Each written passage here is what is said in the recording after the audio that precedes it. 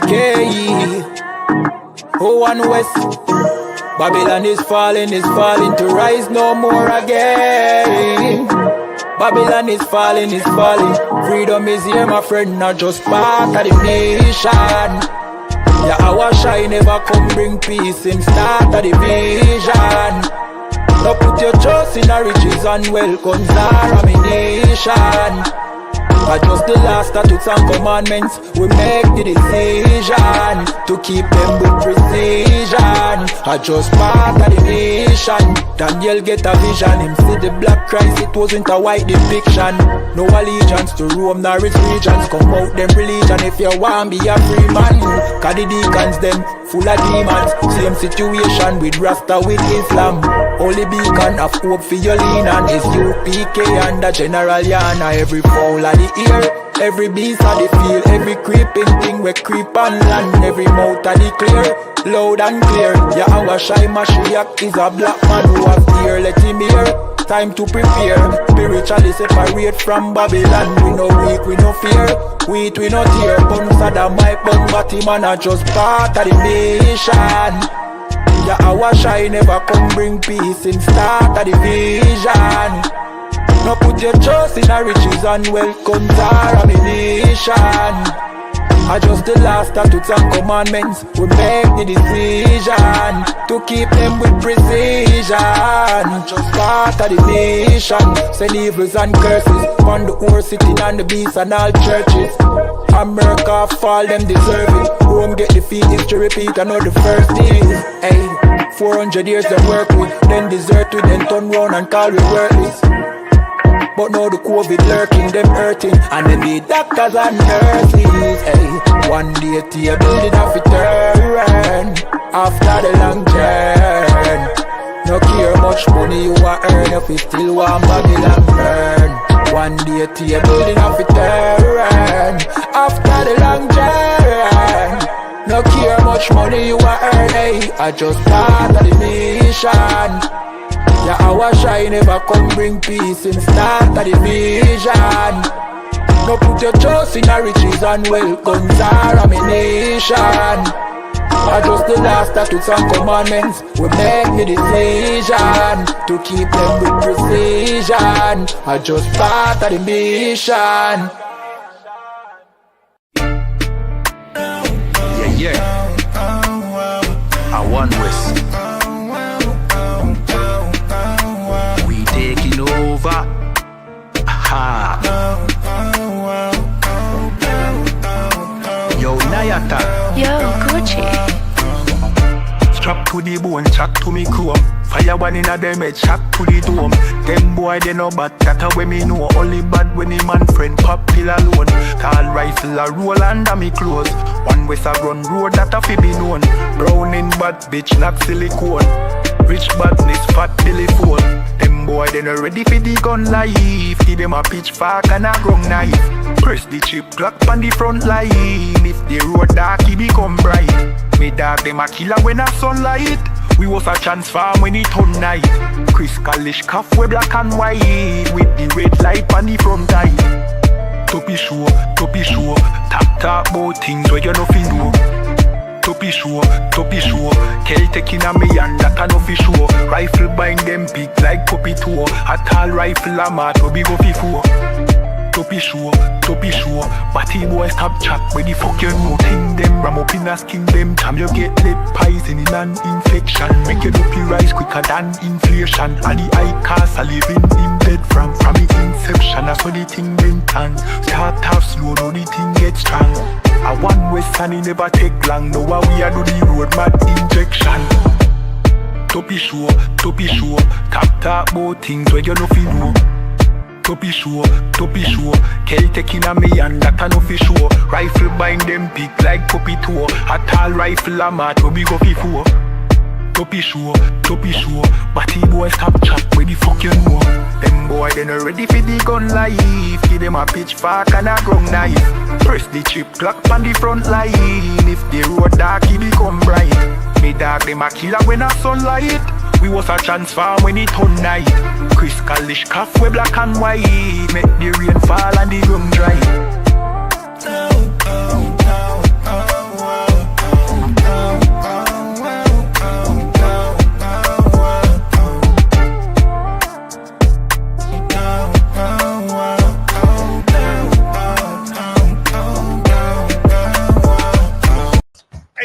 brothers and sisters, man. If you like what you hear, hit the subscribe button, man. Subscribe to this channel. And also, please, go to isupk.com and pay your tithe. Drop me some cash so we can move around this planet like we need to, man, and do the things we need to do. They're one West. They're one West. They're one West. They're Hey, Shalom, Yahweh Ba'ashim, Shabbarakatam, to all the brothers, Yahweh Shemal, Athan Ba'ashim, Yahushai, to all the sisters. I'm Priest and Officer 500 Barak Yala with the I.S.U.P.K, which stands for the Israelite School of Universal and Practical Knowledge, started out of 1 West 125th Street, Harlem, New York, under Commandant John YAHANNA, you understand? And we're back again every Sunday evening with the history classes. We're going to do a part 2 of last history class, right, which is Montreal Black Den. Because we don't hear nothing about the history of black people in Montreal, whether it's from post, during slavery, or pre-slavery, or during slavery, or post-slavery, as a matter of fact, right? So last time we've seen a couple prominent black people in Montreal, some of them who are actually Judites. This is for the FBA community out here. Y'all are idiots to reject brothers like Drake. Not only is Drake the son of a brother from Memphis, but a lot of black people in Canada are so-called Black Americans, you know, who moved there during slavery and after slavery. So really to say that these black Canadians have nothing to do with Black America is dumb as hell. Y'all just showing how uneducated you are. You really sound stupid to just reject your own people. And the whole foundational Black American movement, you're going to find out that it was founded by a Caucasian woman. And it just creates further division within our people. Not only are we already divided more than enough, right? Obviously, I'm being sarcastic. We're already divided and it's bad already, where so-called blacks, Latinos, and natives are divided amongst themselves.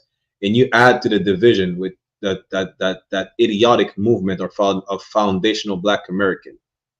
Now, come to find out, a lot of black people in Canada are so-called Black Americans who fled from slavery or who established themselves after slavery in Canada, right? So about to share, go back to the PowerPoint. Make sure y'all click to the sign in and the sign out links, which I will post in the chat just now. That's Officer Adiyar joining us in a few seconds as well. But let me share my screen with the PowerPoint. Let's pick back up from where we left. And we're live on I.S.U.P.K Montreal, Toronto, La Pura Neta, and I.S.U.P.K IET. So lucky that's not it.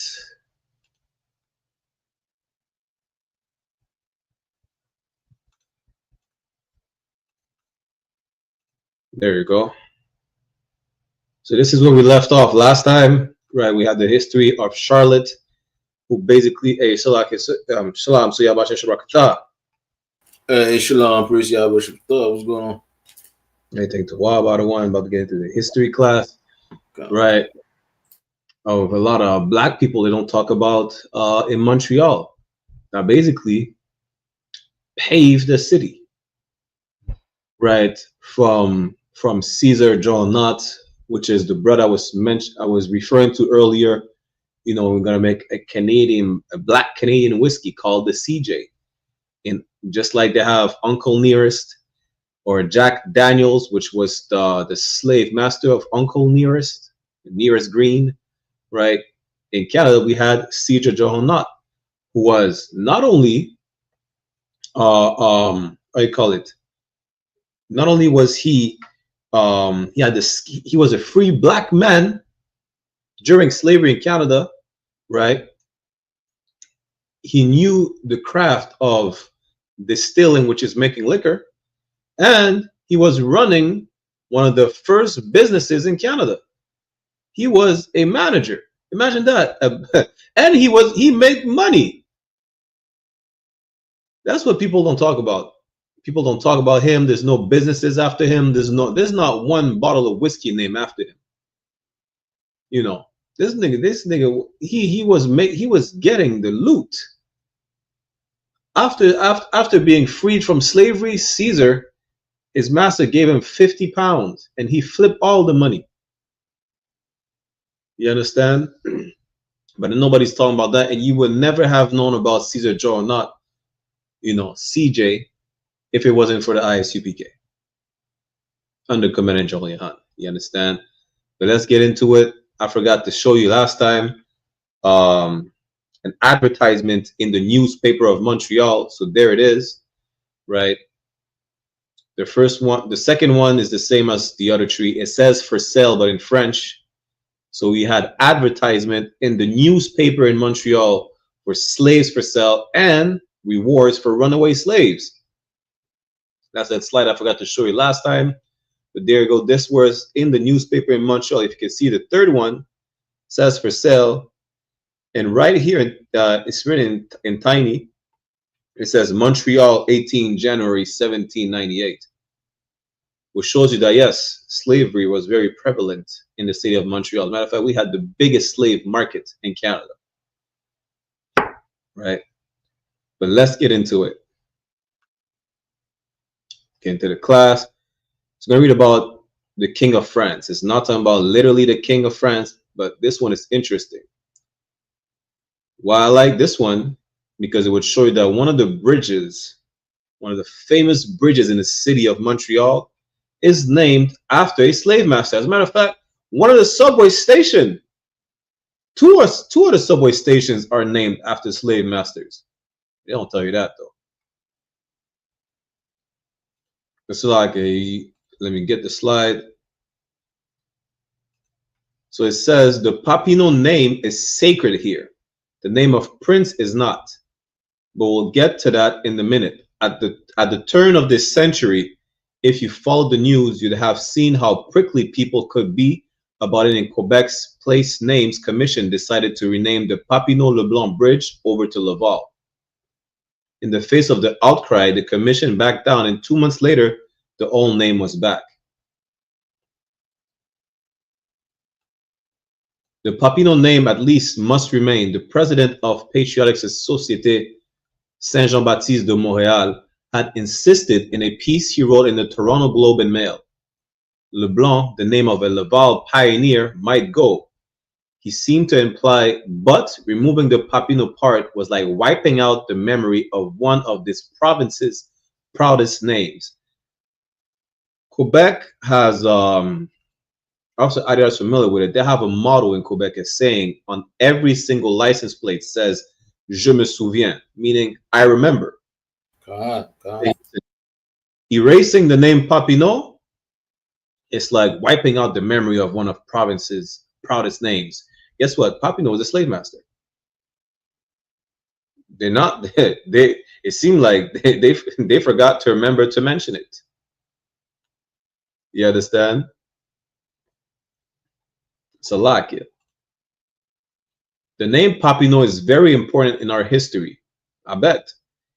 He wrote, the father and son are interchangeable in our collective memory. The bridge, built in 1968 to 69, and along Papineau Avenue, running up to it from clear across town, were named after the father Joseph, a notary and sometime politician.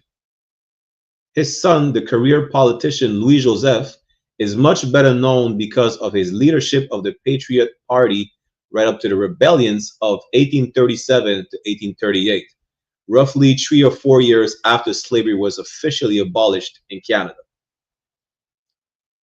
In Quebec's collective memory, he's a star and a bright one.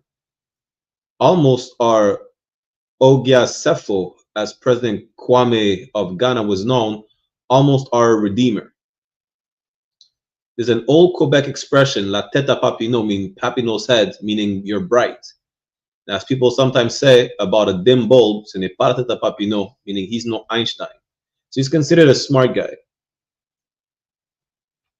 Papineau Avenue and its bridge are not named after Louis Joseph for all his brightness and fame, but after his father, for the simple reason that he owned the land at the south end of the street in 1810 when it was given the name.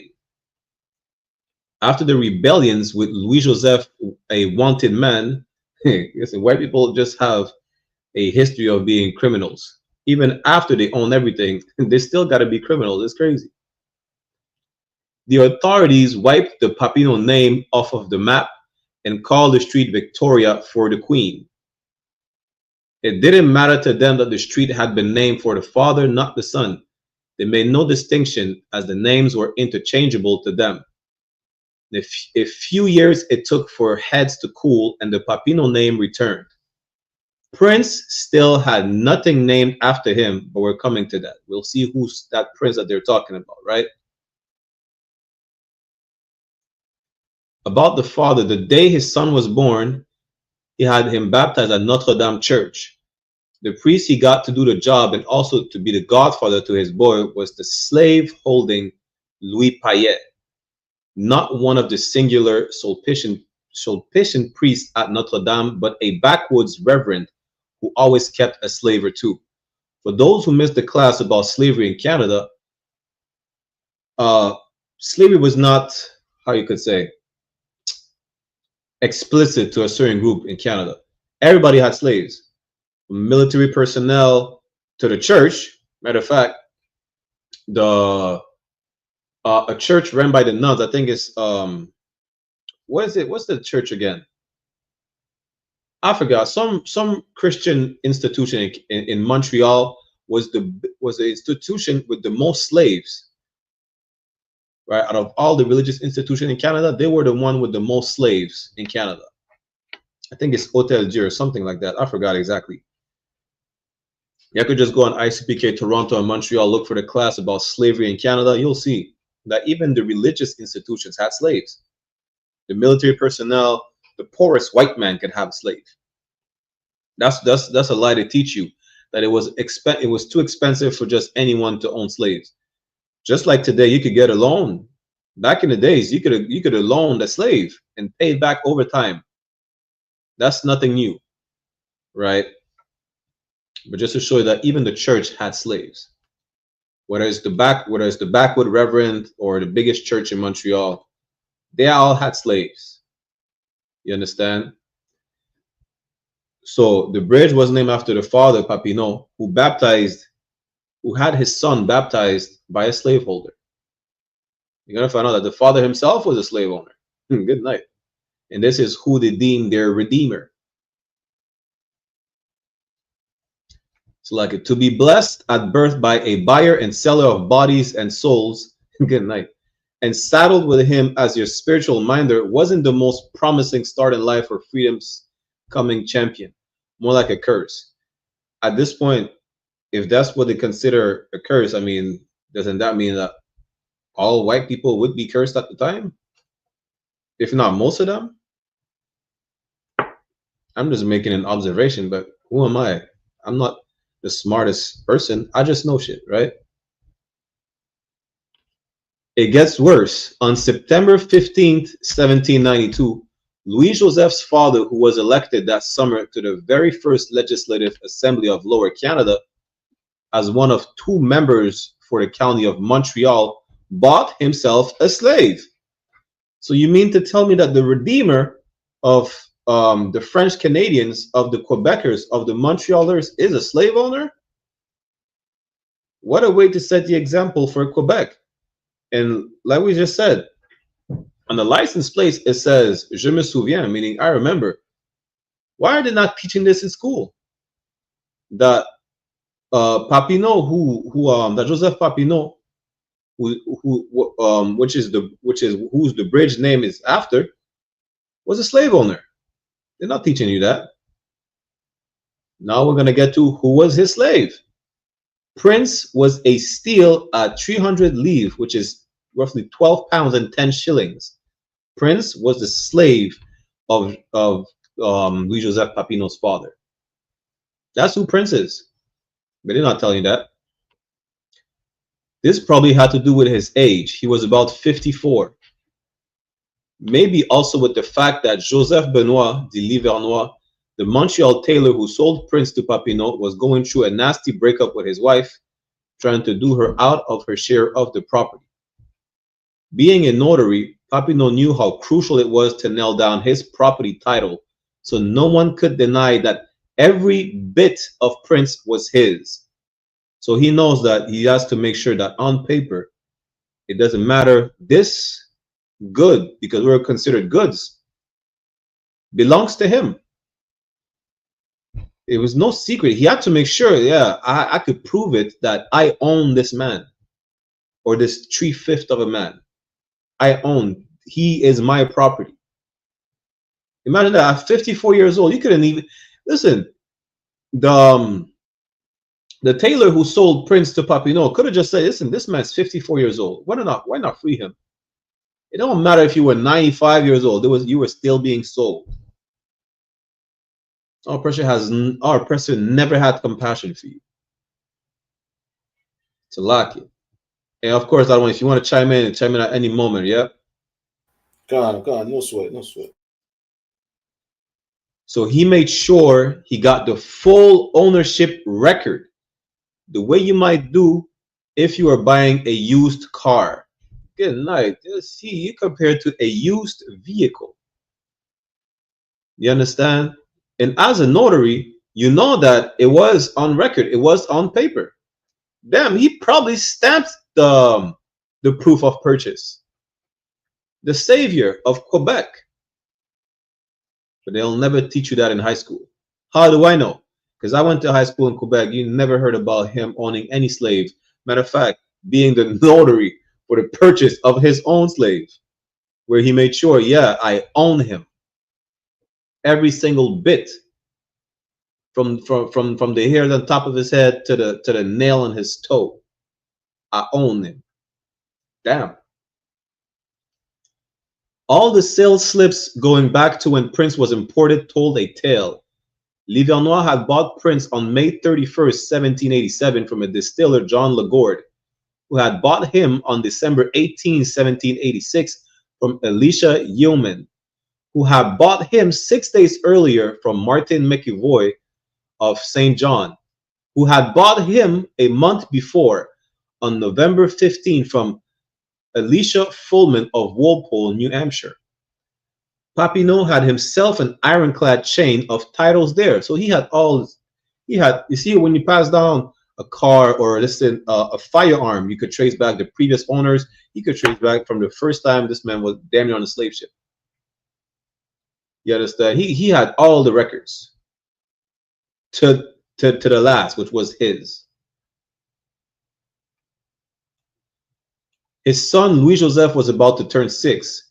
He was a bright boy, I bet. So what did he make of Prince? Maybe then or maybe later, as he preached liberty up and down the land, an old black shadow crossed his mind. Who could tell in all the reams of stuff written about the Papineaus, there is not a word about Prince. Y'all look up the Papineau history. We're going to go over the Papineau history on another class, right? Preaching about liberty and freedom. What about the slave that your father owned? You want to talk about liberty? Listen, our oppressor is a hypocrite. That's why we call him the devil. The devil, not because, we want to portray him as an evil entity or being, but the devil meaning deceiver. He's a hypocrite. You want to talk about preaching about liberty up and down the land? But what about Prince, the slave that your father bought and owned? And he made sure he owned every single piece of him. What about his liberty? What about his freedom? You understand? It's a lock here. When slavery was close to extinction, getting snuffed out by the courts, Joseph Papineau filed 2 petitions in the assembly to try to keep it alive. And you want to talk about freedom and liberty? Yeah, your father, just like many others, for example, what was his name? I think it's John McGill, the founder of the McGill University, which is the Harvard of Canada. They fought to keep slavery alive. And this is another lie about Canada, right? Besides the fact that they will never admit that slavery existed, when you prove them wrong and they do, you know what they're going to say? They're going to say, well, it was under the British. Come to find out, most slave owners in Canada were French Canadians.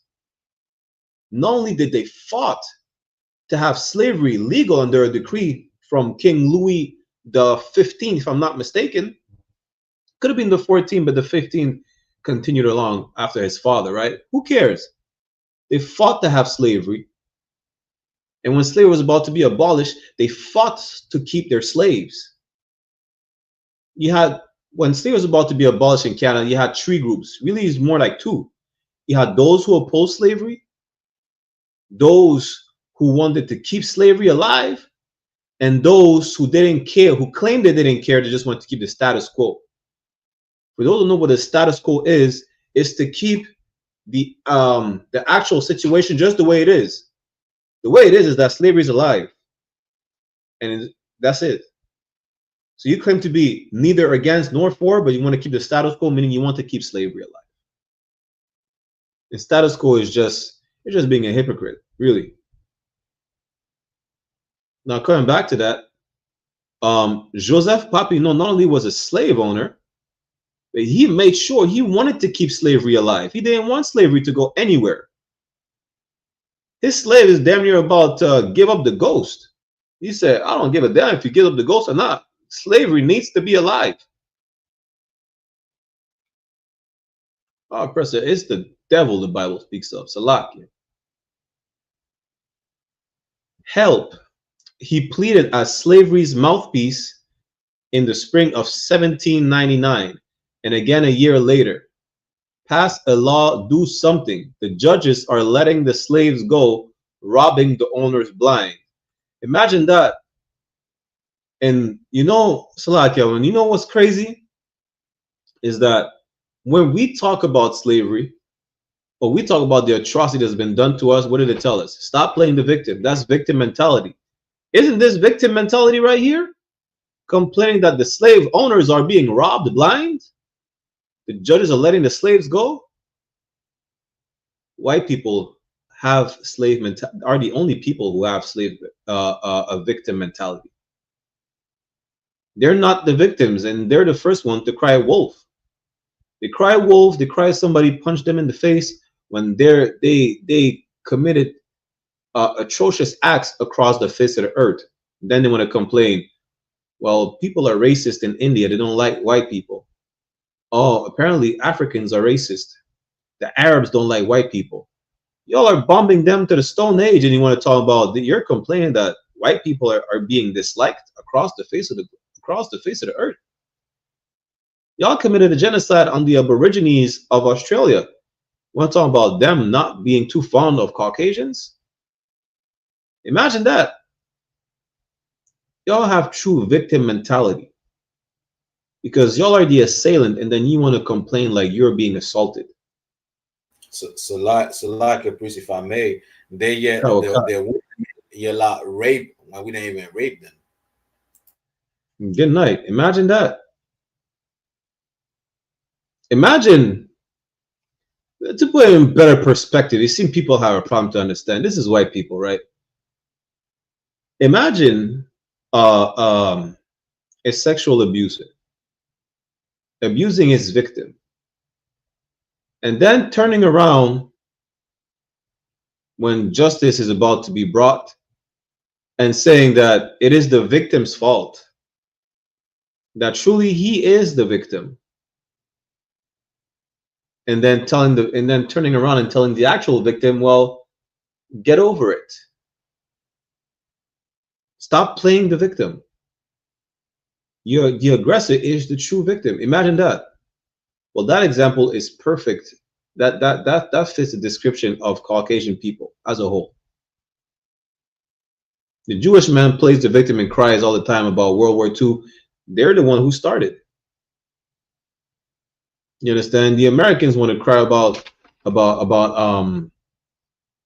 terrorism and whatever the case is.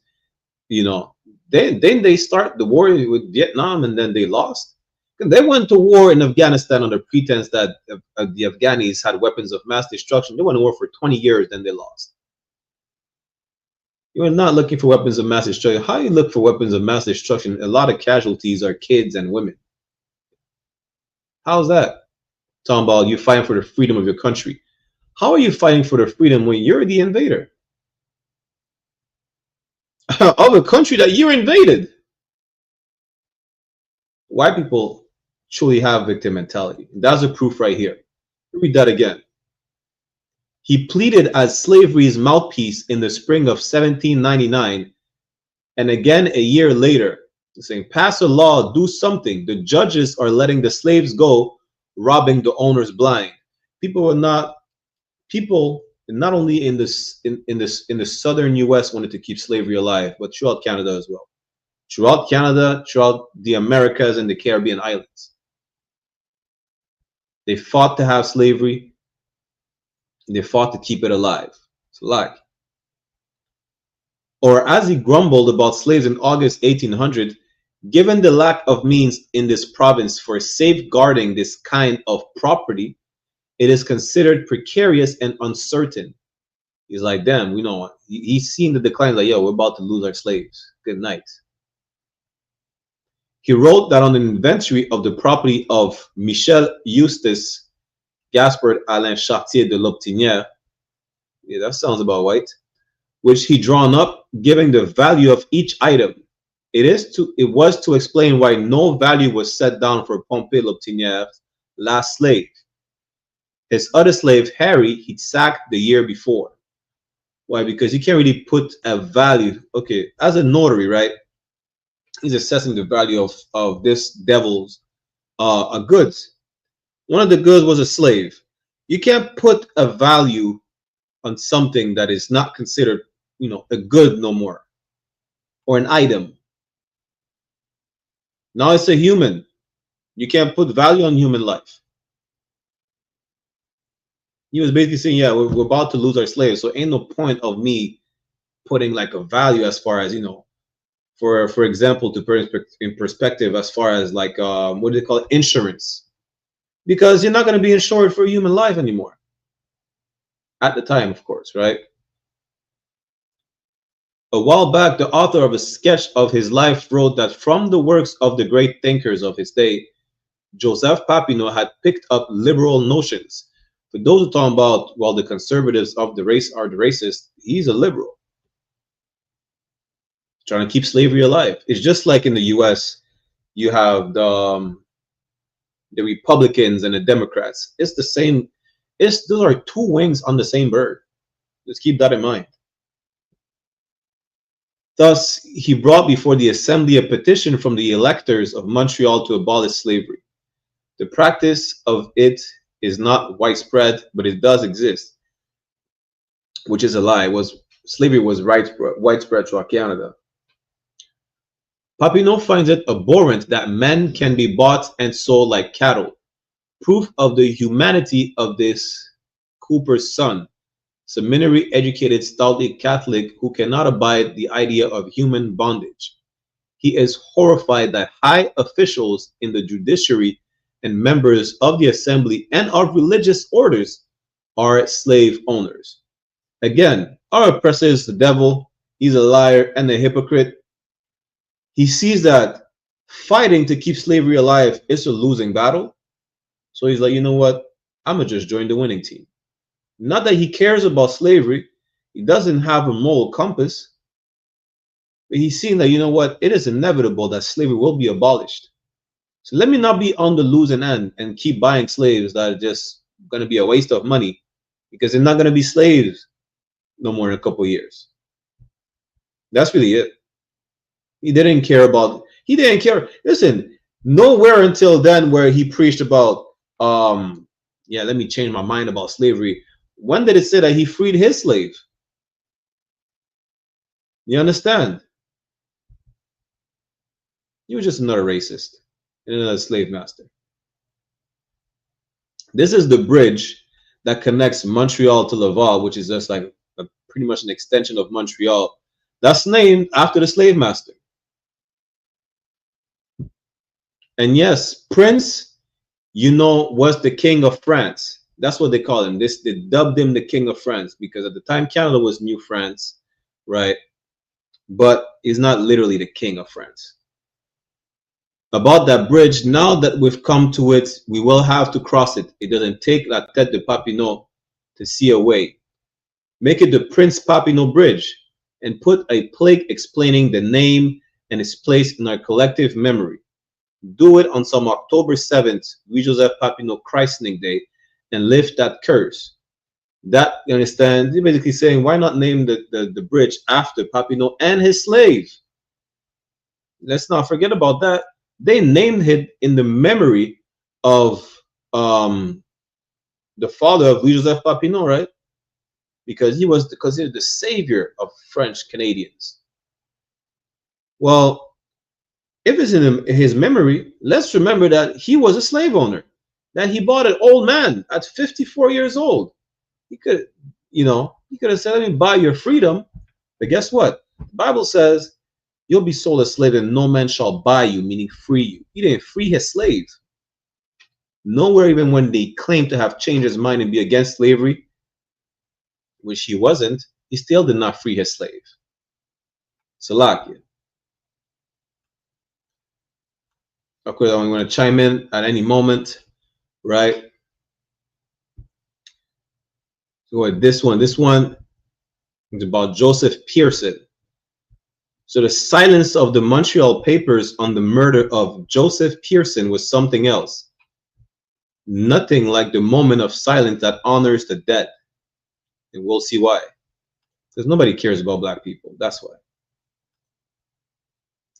In March 1815, the Courant, the Gazette, and the Herald could chatter on about the war just ended with the United States, or what Napoleon was up to in France, or some joker going around stealing door knockers, but they never breathed a word about black man stabbed in the street by men of the King's Regiment, as if in a town of 15,000 or so, murder was an everyday thing.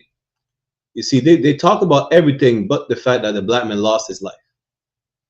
It's generally like a reminder of what happens on the west side of Montreal, right? When Benjamites, listen, they're talking about all type of crime on the east side, or whatever the case is. Benjamites are damn near being forgotten in the city of Montreal because they're not French speaking. Or they might get an article one day and the next day is gone. That same way, Joseph Pearson was like, yeah, it happened. It is what it is. Let's not talk about it. Someone stealing doorknobs someone stealing doorknobs is more relevant than a black man being stabbed in the middle of the street by men of the King's Regiment, which was the army at the time. The Royal Army at that. Imagine. It wasn't so to Jane Wilson. She popped into Pearson's cook shop the night that 4 soldiers ate there and then ran off without paying their bill. Listen, I don't think y'all understand. There's a pattern of Caucasian crimes. It's in their nature. They're not even, listen, you being in the King's Regiment, you must have a proper salary. What do you mean you're running off without paying the bill? Good night. The Bible calls you a vagabond. That's what the Bible calls Caucasian people, vagabonds. It's in their nature to be criminals. They can't even live an honest life of being in the King's Regiment and paying for the bill of a dinner. Damn. Pearson had chased after them, and 10 minutes later he stumbled back in, stunned and covered in blood. He asked her to feel his head if his head was cut. And no, it wasn't, she said, though it was bloodied. I'm a dead man, he said as he fainted and fell to the floor. She then checked his stomach as he asked, loosened his clothes, and saw his innards busting out of a deep cut by his navel. He got stabbed in the gut by these white people, who were the criminals. Now, he imagined his whole insides are spilling out of his stomach. Good night. And nobody talked about that in the news. Good night. He made it through the long Wednesday night. Young Robert Nelson, the doctor, was called. Using a bloodletting and other tricks of his trade, he tried his best to get the swelling in the belly down. Police Magistrate Mondelet was on the case by morning. Jane Wilson told him her story and gave him a cap that one of the soldiers had left behind, with 2 calico handkerchiefs and a pair of mitts in it. She gave him a brass chip from a bayonet sheath. that she'd found on the ground by the door. Pearson, writing in pain, was clear-headed enough to speak for himself, though in no shape to sign his statement. If he'd signed it, they'd have known his name was Pearson and not Pearson. You see, just the way they're the spelling of it. Somebody signed it for him, right? So it said, Joseph Pearson of Montreal, pastry cook, being duly sworn on the Holy Evangelist's deposit, and said that yesterday evening between the hours of 7 and 8 o'clock, there came into the house of deponent in Notre Dame Street 4 soldiers of the 1st Battalion of the King's or 8th Regiment and asked deponent to give them supper. That deponent did so, and after demanded payment of the 4 men for the supper he had furnished them, which they refused, and on the deponents following them out in the streets and demanding his payment, one of the said soldiers struck the deponent over his head with his bayonet, and another of them at the same time struck his bayonet into the belly of the opponent and immediately ran away. The opponent then came into his house and fell on the floor. The opponent does not know the name of the man that stabbed him, but thinks he should know him again if he saw him. Sworn before me at Montreal, 9th March 1815. So there's the what do you call it again? I forgot. His police report, right? That's his police report. He said, yeah, they came, they asked for supper, and obviously, just like today, you know, you see soldiers. It's an honor to serve some soldiers, or whatever the case is, right? Well, he had the honor to serve the soldiers, and you know, receive a knife in the gut. Let me show you what a bayonet looks like.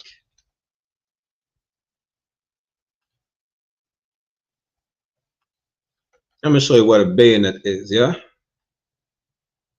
Let me share my screen right here.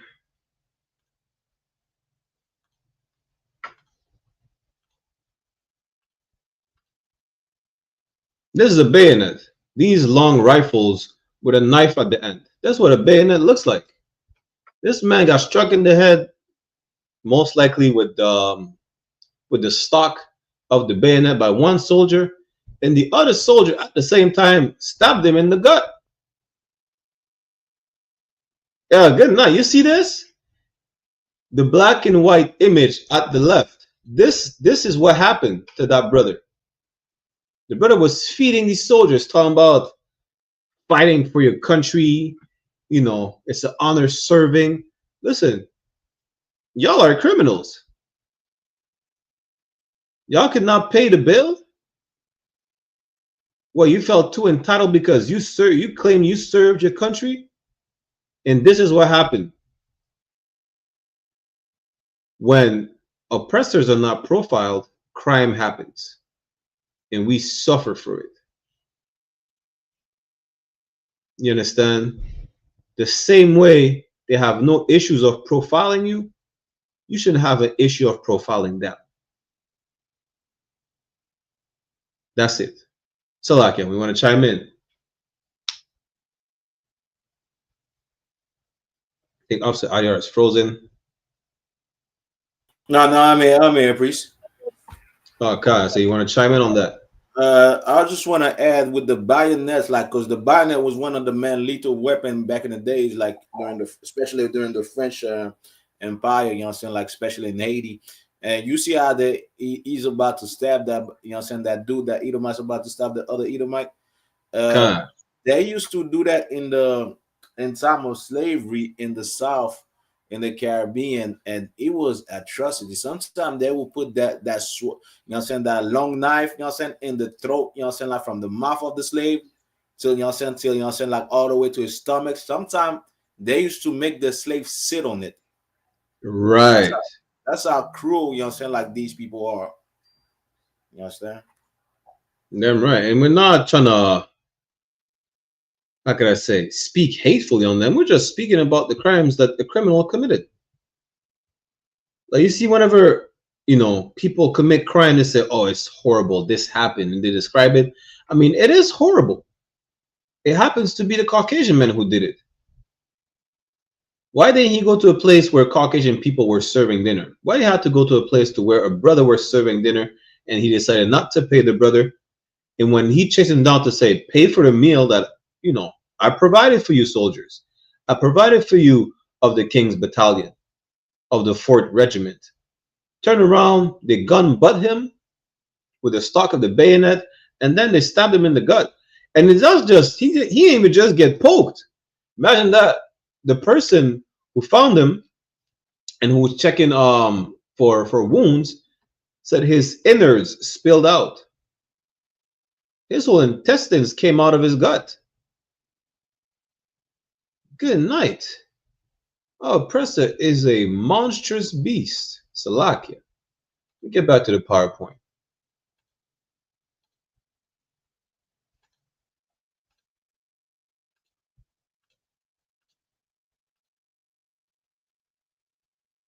So it says the 1st Battalion of the 8th King's Regiment, veterans of the Upper Canadian Front in the War of 1812, was in barracks by the Quebec Gate, east side of town. Magistrate Mondelet told the officers there what was up. Find out who's missing a cap, he suggested. He held onto the cap, but gave them the white, blue, and brown handkerchiefs so that they could find out who they belonged to. Then he went back to Pearson's with a soldier in tow. So he make an investigation and is trying to find out who is responsible for the murder of the brother. And the said Joseph Pearson, being duly sworn, deposed and said that William Thompson, a private soldier in the 1st Battalion of His Majesty's 8th Regiment, or Kings, now being present and shown to the said Joseph Pearson, is one of the 4 soldiers mentioned in the preceding deposition, who had supper at the opponent's house yesterday evening. That it was not the said William Thompson who stabbed the said opponent with the bayonet, but the said William Thompson was present, so he remembers one of the soldiers who were there. If he could see the others, he would recognize him right away. That's what he said as well. Slovakia. About midnight that Thursday, Dr. Nelson opened the wound a bit to push the gut. Meaning he's trying to put, listen, he's trying to put the intestines back inside. The omentum, he called it, back in, and Pearson breathed more easily for an hour.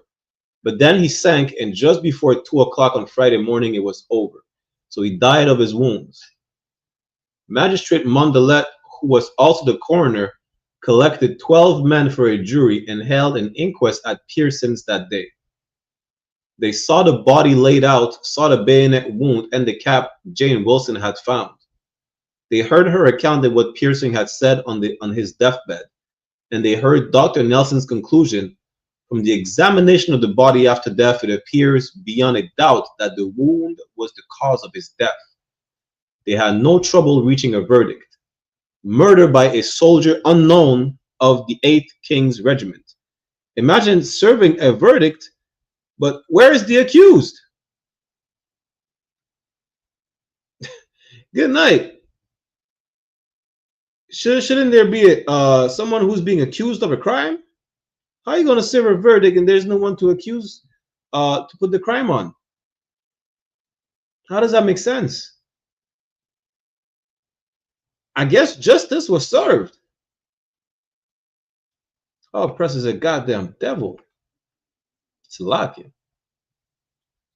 Still no words in the newspapers. At the barracks that Thursday, Private James Douglas of the light company of the regiment had quickly come under suspicion. He'd been absent at roll call just before 8 on Wednesday evening, and when they held an inspection on Thursday at noon to check for a missing cap, he'd borrowed the cap of a soldier laid up in the sick ward, though that wasn't known until later. So they found out that the actual potential perpetrator is Private James Douglas. Now, did he go to jail? But George McCullough, pay sergeant of the light company, showed around one of the handkerchiefs that afternoon and was told it belonged to Douglas. Douglas denied this, but a soldier was eventually found who swore it was part of a piece of cloth white, brown, and blue spot that he'd given Douglas in December. At noon on the Saturday, with the case no longer one of assault but of murder, Sergeant Major John Binns, with Sergeants McCullough and John Kennedy, paraded the whole 1st Battalion to get to the bottom of the matter. When he came to Douglas, Binns stopped. Something fishy about Douglas's hat. McCullough swore that this wasn't one of the hats he'd issued to his men. It was made by Hicks and Keats and Company, not by Bicknell and Moore like the others. And instead of fur lappets or trim, it had ribbons in a different cockade and strings. Good night, and no ditty. And strings to tie it under the chin. Kennedy, sergeant of the light company, had never seen Douglas wear anything like this before. Douglas was thrown into the guardhouse. Later, they led him to his bunk to check his bayonet and scabbard. When he pulled them out, it turned out that the bayonet was his, but the scabbard was one he'd borrowed from soldier James Hines. Pressed, he pulled out another bayonet and scabbard, with the scabbard missing a brass bit. And this time, it turned out that the scabbard was his, but the bayonet in it belonged to Hines. On the Monday and Tuesday, a succession of soldiers paraded before Magistrate Mondelet at the police office, giving their statements. On Wednesday the 15th, he had the prisoner brought in, but Douglas knew nothing about nothing, anything, or so he said. As for William Thompson, who'd been fingered by Pearson as present at his stabbing, he had an alibi. A fellow soldier swore Thompson had been with him at the barracks all evening the Wednesday before, except for a few minutes, never long enough to have gone for supper. So basically, nobody's being prosecuted or charged for the murder. Even though they have the culprit, they have all the evidence, but they're not charging him with nothing. Nobody stepped forward to explain or confess. So Douglas alone stood charged. He was held in September. I can't hear you online. I don't know if you could hear me. I can't hear you. I can hear you, other one. But they say they can't hear me.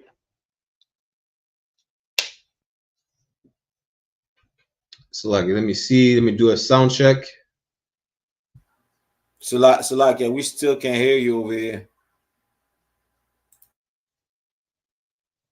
I would check your check your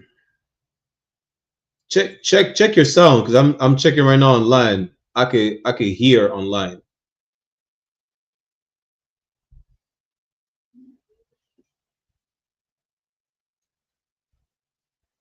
Yeah, I would check your sound if you could. Like, we having technical difficulties, you know what I'm saying? Like the oppressor is the damn devil the Bible speak of. You know what I'm saying? Let's just get it fixed in a few. Oppressor is the damn devil the Bible speak of. You know what I'm saying? Let's just get it fixed in a few. So like I preach, I don't know if you could hear me. They hear me online, but we can't hear you on your end. I hear you. I think it's on your side. So like I preach, I don't know if you could hear me. They hear me online, but we can't hear you on your end. I hear.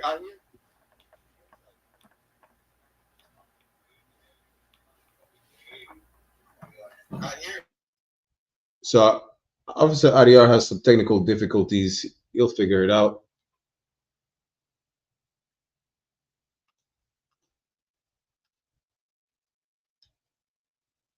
Until then, let's go back to the PowerPoint. So basically, a brother was murdered, right? Was unalive. Sorry, it's a lack. He was unalive by some soldiers. They found the culprit. They're trying to bring him to justice, but even though they have the proof, they're saying, yeah, I mean, to no avail. And nobody's speaking about this in the newspaper of Montreal. You understand? So it said the grand jury convened then, studied the charge, and on September 7th found no bail. So they have all the evidence, but they say, yeah, we can't do nothing. We're not judging him guilty. It's true, strictly speaking, that the evidence showed only that Douglas had been at Pearson's the night he was killed, that he'd done his best to hide the fact that with his lies and denials and tricks was awfully suspicious behavior, but it didn't prove he was the killer.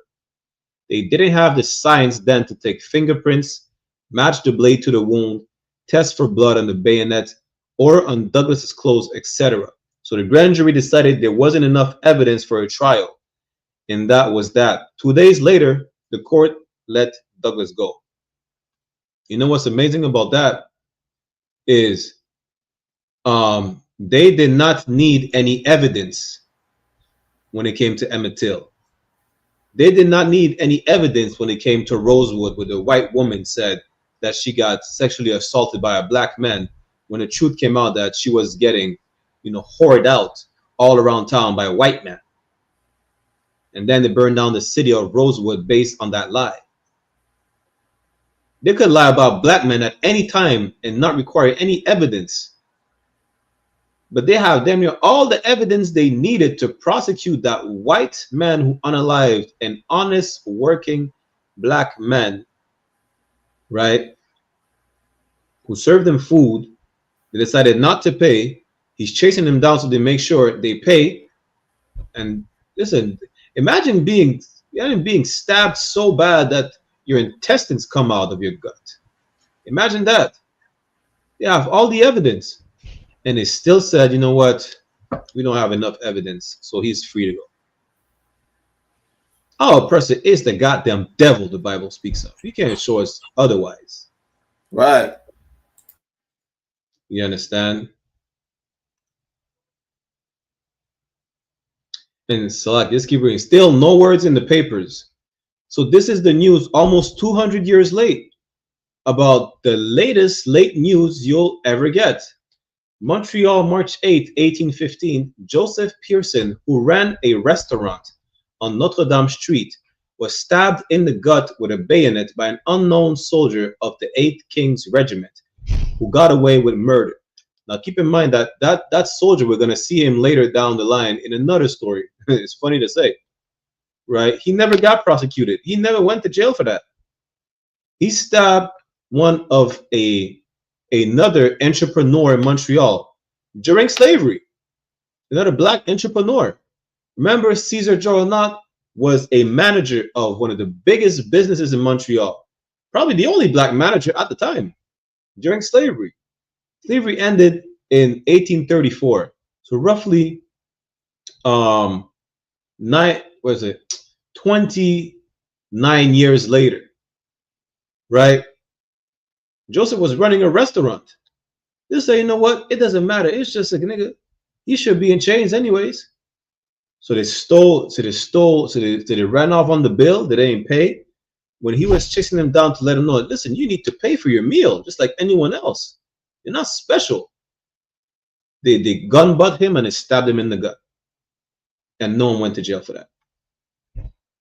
So remember next time, Joseph Pearson, the black man who was stabbed in the gut and who never received justice. Salakia. You want to chime in real quick on that, other one? Nah, go ahead. You got it, priest. Yeah, no sweat. Salakia, give me 1 second. This is the new light. So to work with light is to play with shadow. You can't have one without the other. They're the two sides of the coin, like sound and silence. And Warren Glosson knew both sides. He was a lamp lighter for a while. For those who don't know, we didn't have street lights like we have like back in the days, like we have right now. We had something called the lamp lighters. In order for you to see in the middle of darkness, in the middle of the street, people were paid to light up the lamps. You're gonna find out brothers were doing that. Who knew about this? Who knew that before the street lights all around downtown, you had black people, even for you to be able to chase down criminals, you needed black people as lamp lighters, literally to shed the light in the darkness, so you could just walk around safe, so the policemen could do their job. Without us, I mean, good night. Isn't that biblical? Out of one, it's what it say. We are to be the light of the Gentiles. We literally were the light of Montreal. God. And so like that's everywhere. You know what I'm saying? Like if I could, you know what I'm saying, interject, like that's everywhere, No, like we've been. Like, and this is why, you know what I'm saying, like even like the alcohol, like you was talking about earlier, like we the people behind everything. KFC, you know what I'm saying, black people, this, the light pole, the light and light pole, black people, everything, like, you know what I'm saying, that we need is, you know what I'm saying, like today, it's black people made them, you know what I'm saying, like why? Because we are the light and the salt of the earth, you know what I'm saying, like the salt of the earth, meaning, you know what I'm saying, like in the Bible, meaning like, you know what I'm saying, like we, you know what I'm saying, like we have the qualities of keeping the laws inside of us and whatnot, you know what I'm saying, and to teach the other nation to do so.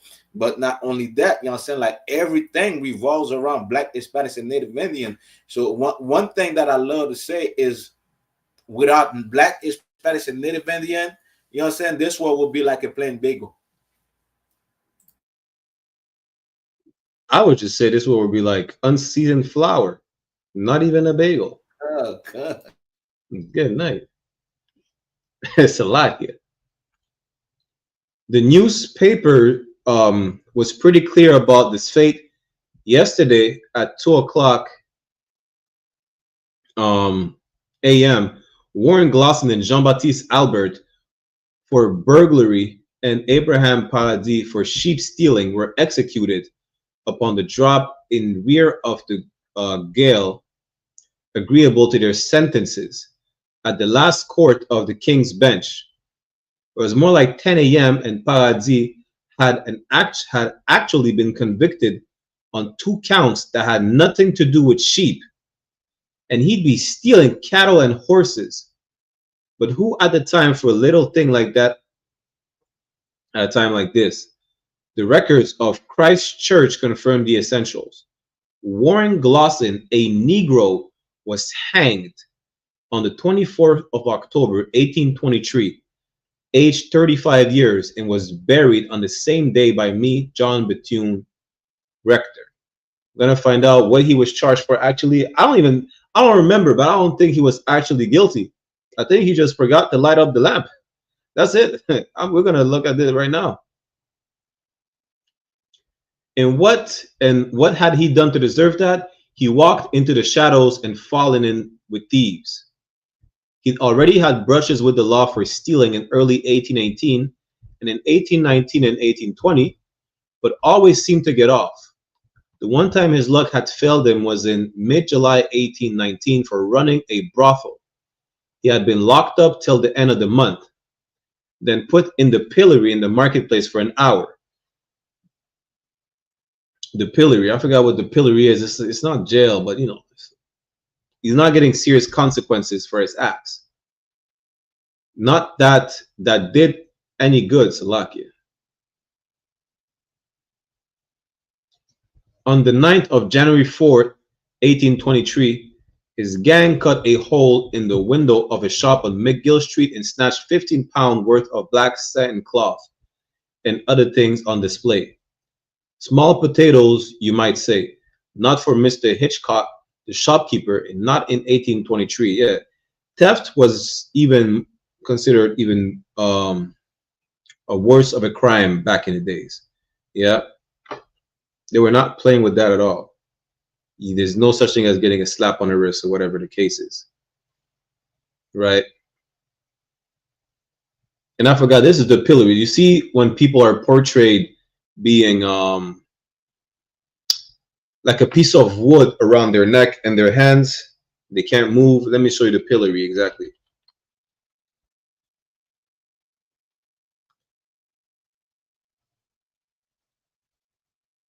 Give me 1 second. I'm gonna show you exactly what was his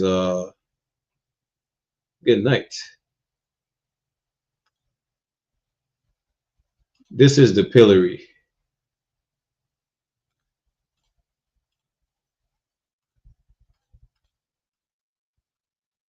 So basically this was his punishment, right? It's like getting a slap in the wrist, because you're not going to jail. You're staying like this for, you know, couple hours, and then you're back at doing whatever stupidness you were doing, right?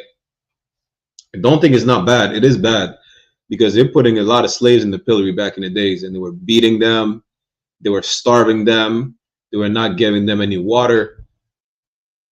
But for him, I guess he thought it was a slap on the wrist for himself, because clearly he did not change his ways right away, right?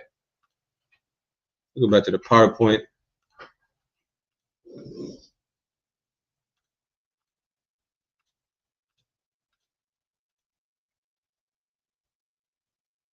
So 4 nights later, they struck again out in Lachine. There, they broke into the offices of Whiting and Crane, a forwarding company shipping goods up and down the river.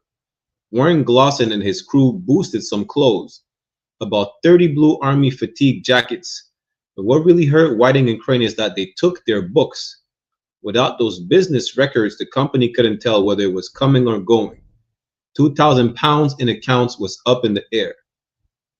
Whiting and Crane offered a reward for $100 reward for information, and within a day or two, they got results. They found their papers stashed at a scuzzy tavern in Reckless suburb west of McGill Street. The gang was caught, tried after some delay, and on September 10th, 3 of them, Warren Glosson, Jean-Baptiste Albert, and Peter Johnson, were sentenced to death. A few days later, Johnson's sentence was commuted to 5 years on the treadmill at Quebec, so Glosson and Albert were the only members of the gang to hang. You see? So Peter Johnson was not hanged. He changed his sentence from death sentence to the treadmill, which was a punishment. People think the treadmill today was to make slaves run until exhaustion. The treadmill you see at the gym, they had that in slavery, just so y'all know, right? It was not to get the slaves fit. It was a punishment. Stealing cloth and old account books is no hanging offense, you might say, but burglary was a capital crime then. Breaking and entering, stealing from a home, sheep stealing, horse stealing, and hundreds of things we think of as petty crimes back then was really serious. That same September, in 2 separate cases, the court sentenced 2 white men to death for breaking into a house and stealing a watch. And it's not as if Warren Glosson didn't know the rules. After all, he'd been busted before. He'd also been a member of the Night Watch, the police force that worked dusk to dawn. Not a full-fledged cop, none of them were. He was a lamplighter, one of 4 black men hired to mind the streetlights when streetlights were the latest thing. So before turning to a criminal, Glosson was a lamplighter, meaning he was making sure that he lights up the streets so that the police chase down the criminals. That's what he was doing. One of 4 black men. You understand? This is our history in Montreal. We were the light back then, but they're not teaching that in school. We were the street lights. It was a white businessman of St. Paul Street, then the main commercial street, who had the bright idea of putting oil lamps on the streets of Montreal.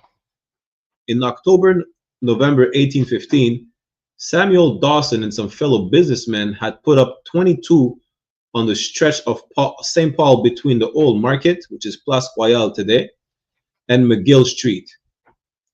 They cost just under $7 a piece. The idea caught fire, and soon people were collecting money to pay for lights farther east on St. Paul and on Notre Dame Street, which was uptown back then, but today is downtown.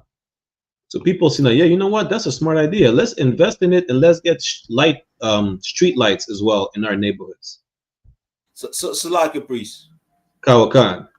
So are you saying like during like nighttime we were the one holding up the lights and you know what I'm saying, like putting lights on the streets? We wouldn't hold up the lights, but they were putting like light poles, right? It's like an oil lamp. Okay, imagine the street lights today as opposed to having like a light bulb. It was like the damn, I forgot what's the word. The thing that contains the oil lamp. That's it. They were basically lighting up by hand the lights. Okay. Right. Let me see if I can find a quick image real quick.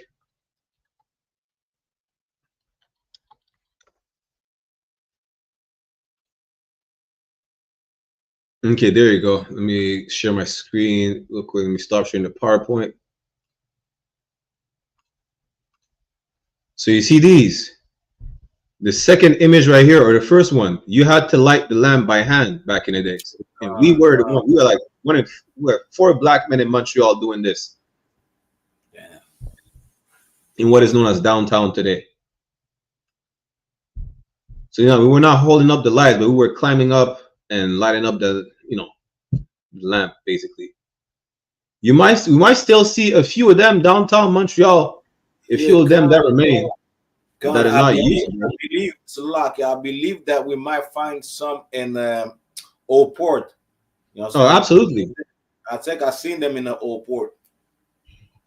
Kawakan. So yeah, we were lighting them at night basically. Just so like let's say your business is being attacked by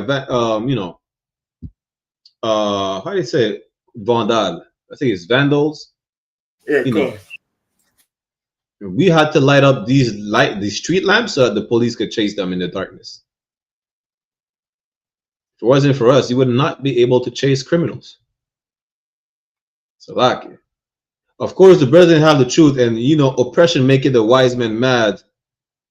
So you could understand how this brother's like, damn, he went from lamp lighter in the police force to become the one chased in the darkness. Good night.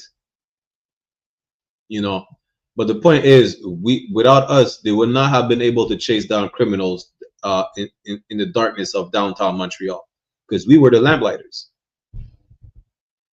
So, let me go back to the PowerPoint.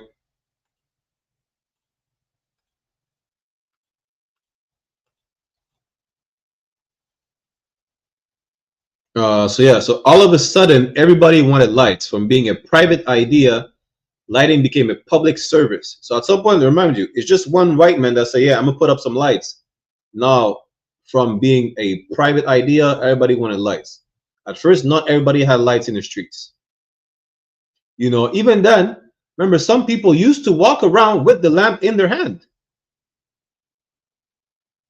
They see it was a good idea, so now, yeah, the niggas have a lot more on their hands to do. On April 1st, 1818, the governor in Quebec approved a law giving the city the power to set up a night watch and organize street lighting. Magistrates ran the show. There was no mayor and council until 1833. The magistrates sprang into action as soon as the law passed, and the watch was up and running by May 1st. By law, the force was limited to 24 men at the outside. As foreman or chief of the watch, they hired Emmanuel d'Auberville, a French-born soldier of fortune who served with army in Europe before winding up a captain of the Voltigeurs Canadiens in the War of 1812. Hard up in 1818, he had written up to the magistrates begging for the chief's job. They handed it to him on April 18 at a salary of £75 a year. You might think it's nothing, but back in the days, yeah, they're making money. Like, that's how they're making money. Before the inflation of Donald Trump. 6 days later, they hired Antoine Lafrenière as his deputy at £60. And no, the black men were not paid like the white people. Just so in case you ask.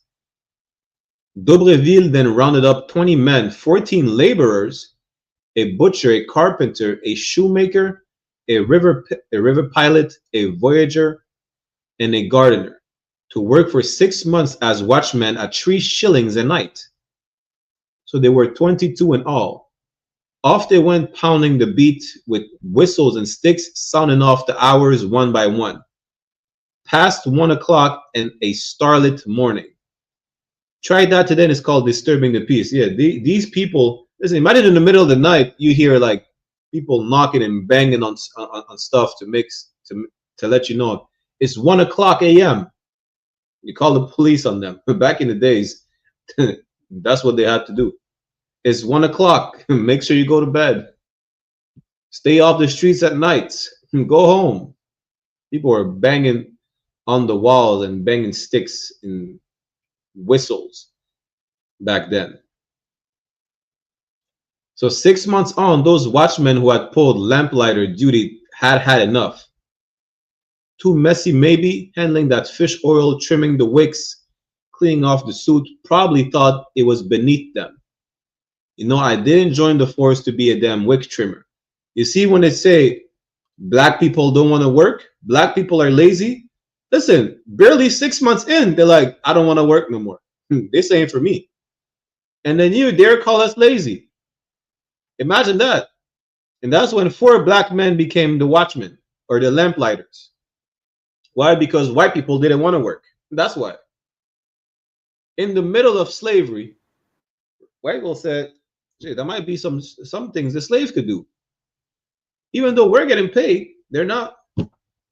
You know, let them do it."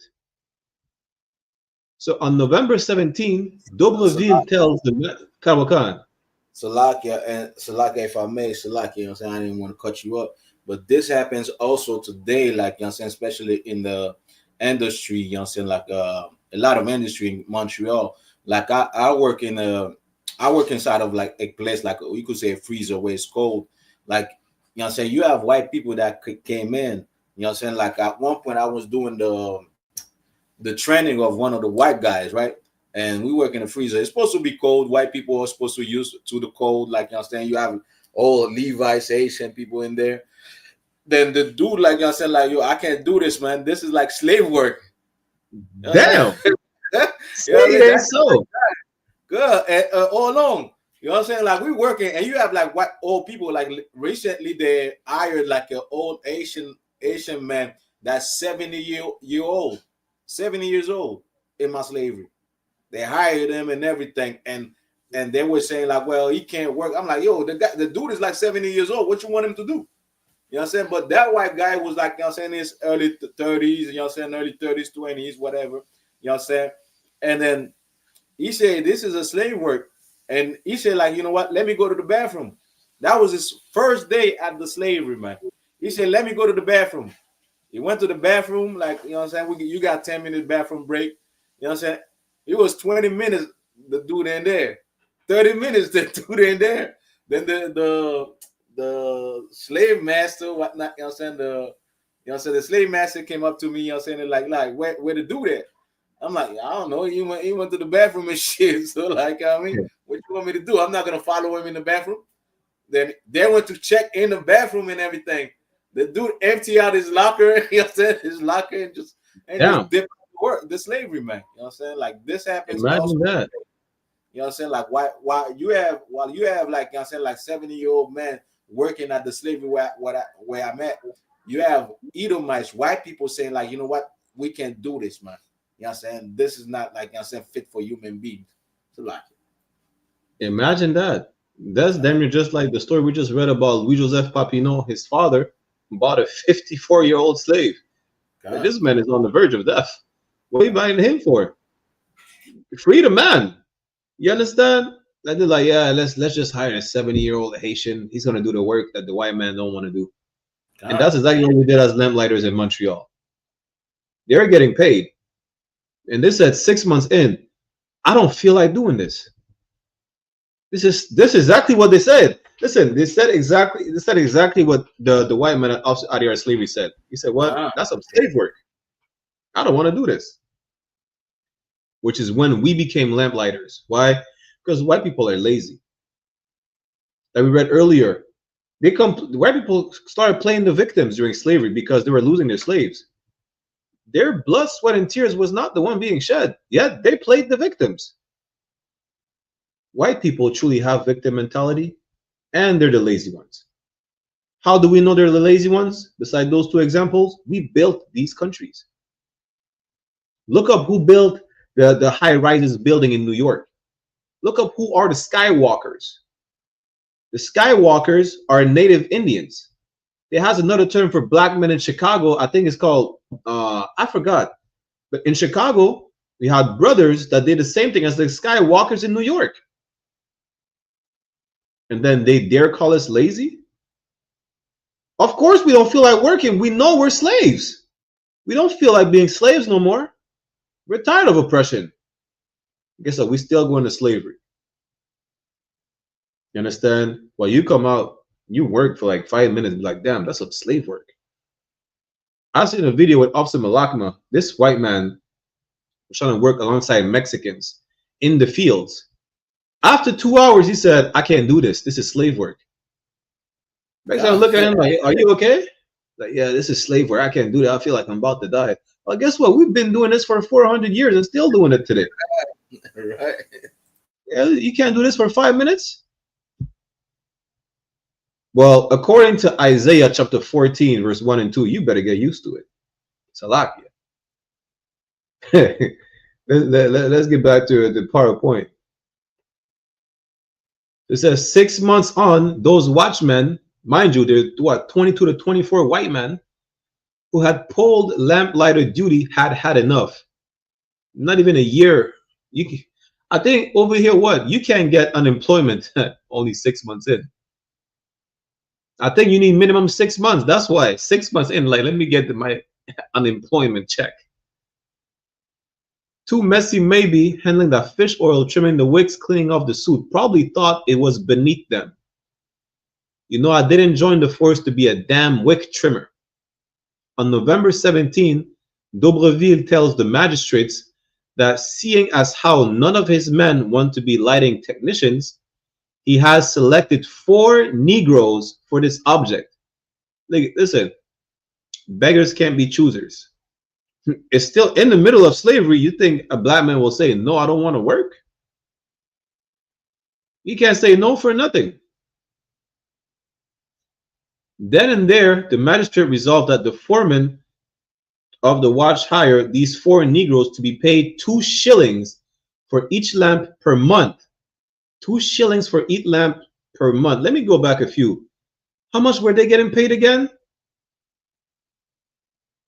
They're getting paid, let me see. Where is it again? So for these white watchmen were getting paid to work for 6 months as watchmen at 3 shillings a night. Mind you, the white man is getting paid 3 shillings a night. The black man is getting paid 2 shillings per month for each lamp per month. Imagine that. That's how Warren Glosson, Peter Dago, John Hires, and Prince Thompson, laborers all from the Quebec suburb, they say laborers, a black laborer in slavery is a slave, came to be public servants, hired as the lamplighters of the night watch for the winter and spring of 1818 to 1819. No whistles and clubs for the Negroes. You see how the white man had the whistle and the sticks to beat to let you know, hey, it's 1 a.m. They said, no, we're not giving that to niggas. That's too much. They're lighting the lamps and that's it. That's it. Not more than that. From the 2-room watch headquarters in the old convent of the Recollet priests behind John Trim's place, they set out on their rounds with funnels and ladders, jugs of whale or cod oil, loads of cotton wick, and soap and water and turpentine for cleaning. Salakia. One of them always stayed back at the headquarters in case someone reported a light out somewhere that needed quick fixing. There was light then, and Warren Glosson and his buddies made it happen. If it wasn't for black people, white people would just gave up. They said, listen, if you get robbed, you get mugged in the street, it ain't my business. I ain't finna do that. That's what the white man said. Was tired of it. You don't even care about your safety. Your woman could get assaulted in the middle of the night, and because a white man is lazy, she would get assaulted in the middle of the night. Your kids would disappear because a white man is lazy back in the days. That's really it. And black men had to pick up the slack and be like, you know what? Shit, they can't even say no anyways. They did their job. They did the job the white man wouldn't do. That's what happened in Montreal. Understand? Next time in Montreal, they call you lazy, just remind them of the lamplighters. Remind them that the white man was too lazy to be a lamplighter and provide safety. The white man didn't want to be the light to the Gentiles. It's a lot here. The white man didn't want to be a light to the Gentiles. We had to be the light to the Gentiles physically. and we will also be spiritually. It's a lot, guy. I see you unmuted yourself. Nah, go ahead. I was just agreeing with what you're saying. Yeah, the white man is a lazy. White man is lazy. That's it. And here's the proof. Next time they call you lazy, just remind them of the lamplighters. So, and Salaki, if I may, also, like, you know what I'm saying, like, white people might be like, well, you know what, this is old time. Well, recently, you know what I'm saying, they're saying the Mexican was stealing their job. Trump said, you know what I'm saying, like, let's deport the Mexican. Now you have a bunch of fruits, bunch of vegetables like rotting on the, you know what I'm saying, on their farm. The, you know what I'm saying, the farmers are you know what I'm saying, are yelling like, you know what I'm saying, like, how we say in Creole, I'm way. You know what I'm saying? They I'm way, you know what I'm saying, like, we're losing our product, you know what I'm saying? They're rotting on the ground. Meanwhile, white people, you know what I'm saying, like, can't pick them up. You know what I'm saying? Like, so who's really lazy? You know what I'm saying? Like, and just to add up as well, if it wasn't for white people intervention and evil mind, like you see, like countries like Haiti, like Dominican Republic, like Caribbean, we will be like, you know what I'm saying, like farmers over there and doing exporting, and you know what I'm saying, like, you know what I'm saying, exporting the food that you want to have over here as well, like mangoes, like avocados, you know what I'm saying. You would have the freshest and the best if, you know what I'm saying, like, if they didn't, you know what I'm saying, like, try to mess up, you know what I'm saying, agriculture over there. Even rice, Haiti had a big rice production, but they mess it up, you know what I'm saying, and now we have to buy rice from other places, like especially United States. So, like, damn right.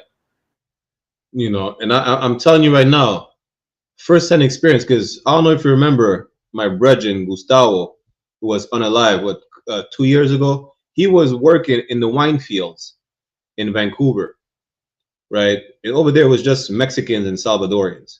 There's not one white man picking grapes in the wine fields in Canada. You know, I know personally people that go up at 6 in the morning, right? Even some of the brethren in the neighborhood used to say, yo, let's go. There's a bus at a subway station. There's a bus you could take at 5, 6 in the morning. They'll bring you to pick some fruits. You know who's picking the fruits? It's the West Indians, it's the Haitians, and it's the Latinos. There's not one white man over there picking fruits, even in Canada. White man's lazy.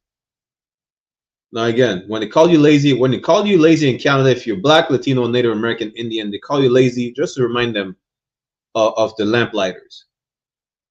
Because with all these black men who took up the job as a lamplighter, you would have the Amber Alert of the back in the days almost every day. Why? Because nobody's safe in the darkness. Salakia. One of them, Salakia, yeah. In fact, in February 1819, there were 174 street lamps in town. Imagine that. Damn. You had to 4 black, divide that. Matter of fact, you can't even divide that by 4, because one of them had to stay at the headquarters in case someone tells them, yo, there's a street lamp that needs fixing, right? So you get 174, you divide this by 3, it's 58 lamps per man. Good night. You have to make sure these lamps are lit up every night. Keep in mind that these lamps, you besides keeping them clean and so, you can't let them burn during the day. You light them up at night and you turn them out and you put them out. So in fact, by February 1819, there were 174 street lamps in town. At 2 shillings a lamp per month, that means the team would have been paid 17 pounds and 8 shillings a month, or 4 pounds and 7 shillings apiece. The other watchmen were paid 3 shillings for every night they worked. So if they worked, say, 30 nights a month, they gave them 4 pounds and 10 shillings. But with the odd night off, they made a little less than that. So the lamplighters were paid about the same as regular watchmen, just a bit less. So much for wages. Working conditions were another matter. For one thing, Warren Glosson and the lamplighters were hired under different terms from the rest. Surprisingly, right? As a crew instead of 1 by 1, and paid not per working day but according to the number of lamps in use. But maybe that wasn't so bad. The number of lamps kept going up, and by February 1819, the magistrates were already saying they needed 502 more. So it wasn't bad. You may consider because they're making more money as there's more lamps being put up. But damn, I mean, good night. The stress on these brothers. If the watchman's duty was to stroll about and keep an eye out, the lamplighters had to hustle. Why? Because how can the watchman keep an eye out if they can't see in the dark? The point is, in order for you to be able to make your job, I have to be able to make my job. You can't work without me. I mean, these lamplighters were essential for the watchman's duty. One by one, all those lights all over town had to be lit. One by one. 7 nights a week and promptly. And one by one, they all had to be killed come morning. Yeah, I understand why the white man didn't want to do this. I feel like a slave too. Good night. And I'm a slave. Damn. And if a lamp was damaged, the lamp lighters had to cough up for repairs or pay for a new one, unless they found a witness to swear that the thing had broken through no fault of theirs. Meaning, someone smashes the lamp, just like, you know, criminals smash cameras all the time. Someone smashes the lamp lighters pay out of their own pockets, even though they're not at fault. Unless there's a witness that said, well, I seen this criminal break the lamp, or this kid threw a rock at it. What if somebody smashed a lamp for kicks and when no one was looking? Well, that was one hard rule, but it was typical of working conditions then. Look at St. Antoine suburb. When residents there asked that the night watch cover their area, they struck a deal. 6 of them would be allowed to join the force, and as they wished, they would patrol only their own turf, but they wouldn't be paid a cent. No 3 shillings a night, no 2 shillings per star in the sky, nothing. Pounding the beat for free sounds crazy now. Like hanging Warren Glosson for burglary, but that's how things stood. Warren Glosson knew the score all right. He worked with the lights, but the shadows drew on him.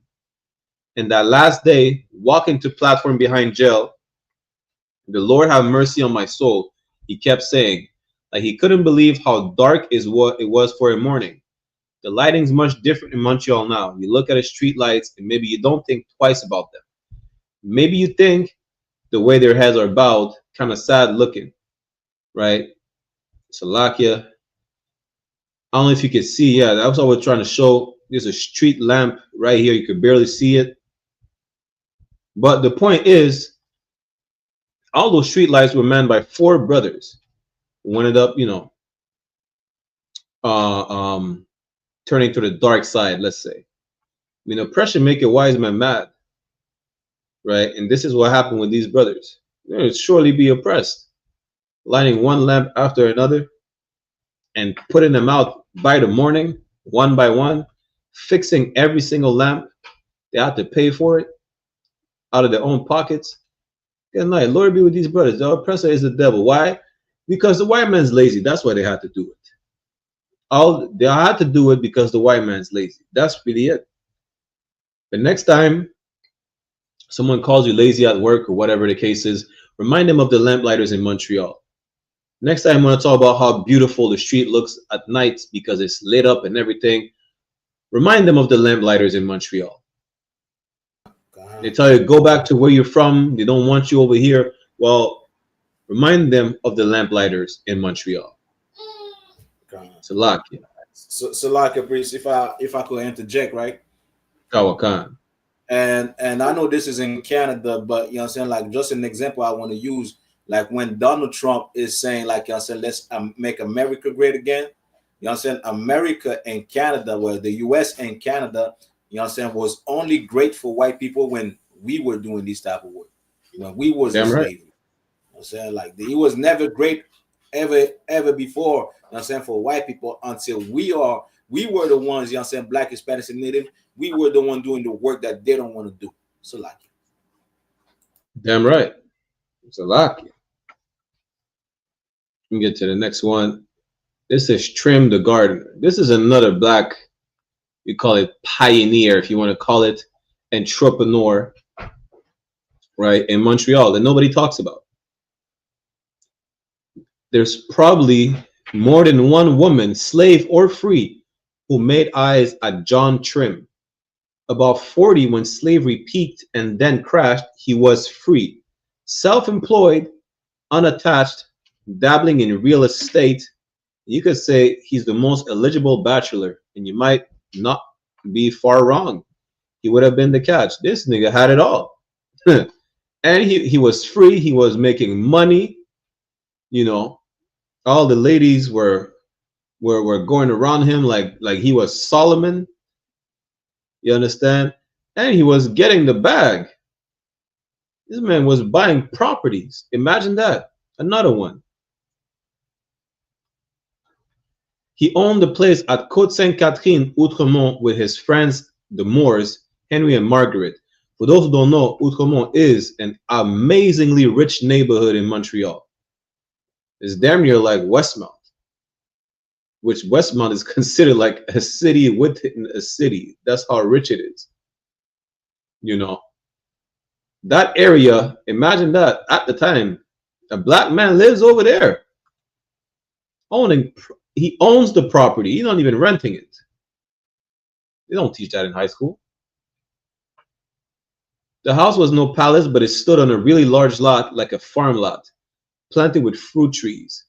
They paid cash for it too, 600 livres, which is about $100 at the time, when they bought it in April 1796. Good night. This man bought it cash. How many slaves you know buy the house cash? How many men you know buy a house cash in the middle of slavery? Imagine that. Then in summer of 1798, the year Charlotte had started the slave revolt, which is the last story we went over last time, he moved back to town. For $350, paid off over 5 years, he and Henry Moore's wife, Margaret Plovier, bought an old wooden house on the east side of St. Augustine Street on a lot backing onto the property of the Récollet priests. Henry Moore had rented the same house for a year before the three of them moved up to Côte Sainte-Catherine. And in May 1799, look at this. This is another one, another black man who knew how to write. You know how to write, you know how to read. He knew how to write his name, unlike a lot of white people. So in May 1799, on his own time, Trim bought a vacant lot in Saint Antoine suburb for 170 livres, $28. So by 1800, he owned one property and a big chunk of two others. In the middle of slavery, this man is playing, listen, this man is playing Monopoly in the middle of slavery. Slavery is far from over, and he's playing Monopoly, buying one property after the other. You can't make this up.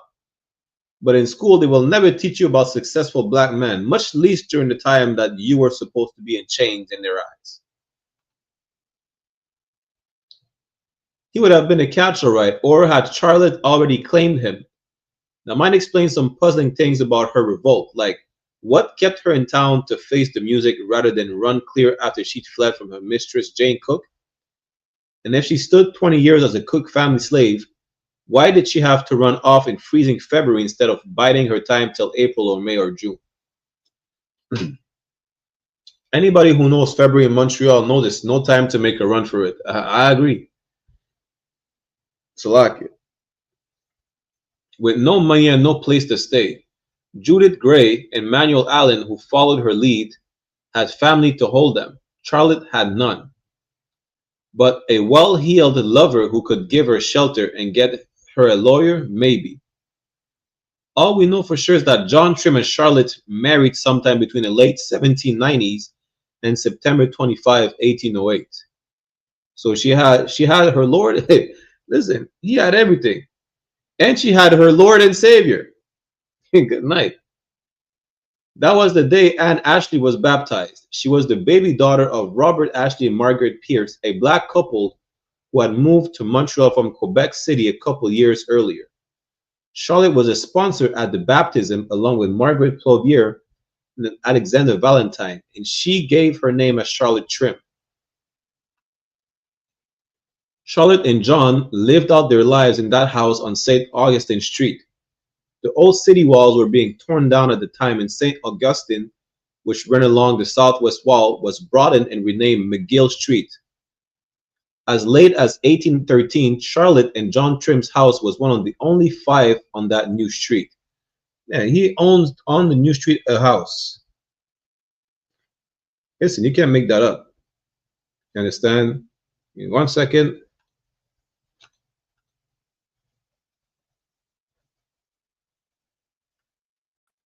Slovakia.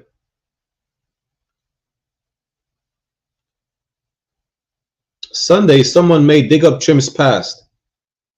He was a little older than Charlotte when he surfaced in Montreal. The records usually refer to him as a gardener. He basically, John Trim had his own landscaping business or gardening business. He had his own business. He had 3-4 properties during the time of slavery in Canada. He was a free black man, you know. And he was living in what is today the suburbs. Where I'm telling you, where he was living, I'm gonna go probably next week at opposite Ariar in Outremont neighborhood. We'll just show you the houses of Outremont. They're $1 million houses today. And that's where this black man was living in the middle of slavery. From that, you'd think he was some poor Joe with a hoe. Good night. Tending the flower beds of the rich. But the fact that he was buying up land, paying cash in some cases, suggests something else. And there, another sign that he was no run-of-the-mill laborer.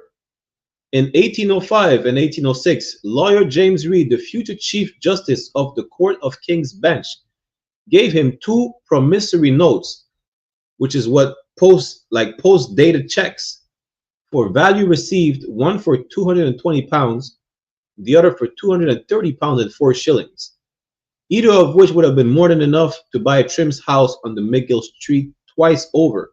This man is getting post-dated checks. I think he even getting loans, right? Like never before. No black man is getting any loans or post-dated checks back then, but he is. How did he make this money? In the case of Reed's debt to him, at least part of it may have been payment for laying out gardens or orchards on Reed's East End property. The fruit trees on the Côte Sainte-Catherine property gives us another hint. He grew fruit and probably vegetables, but market gardening hardly seems like a big money maker. John Prune, Rosalie Bunga's husband, grew fruit and vegetables in 1820s and never got rich.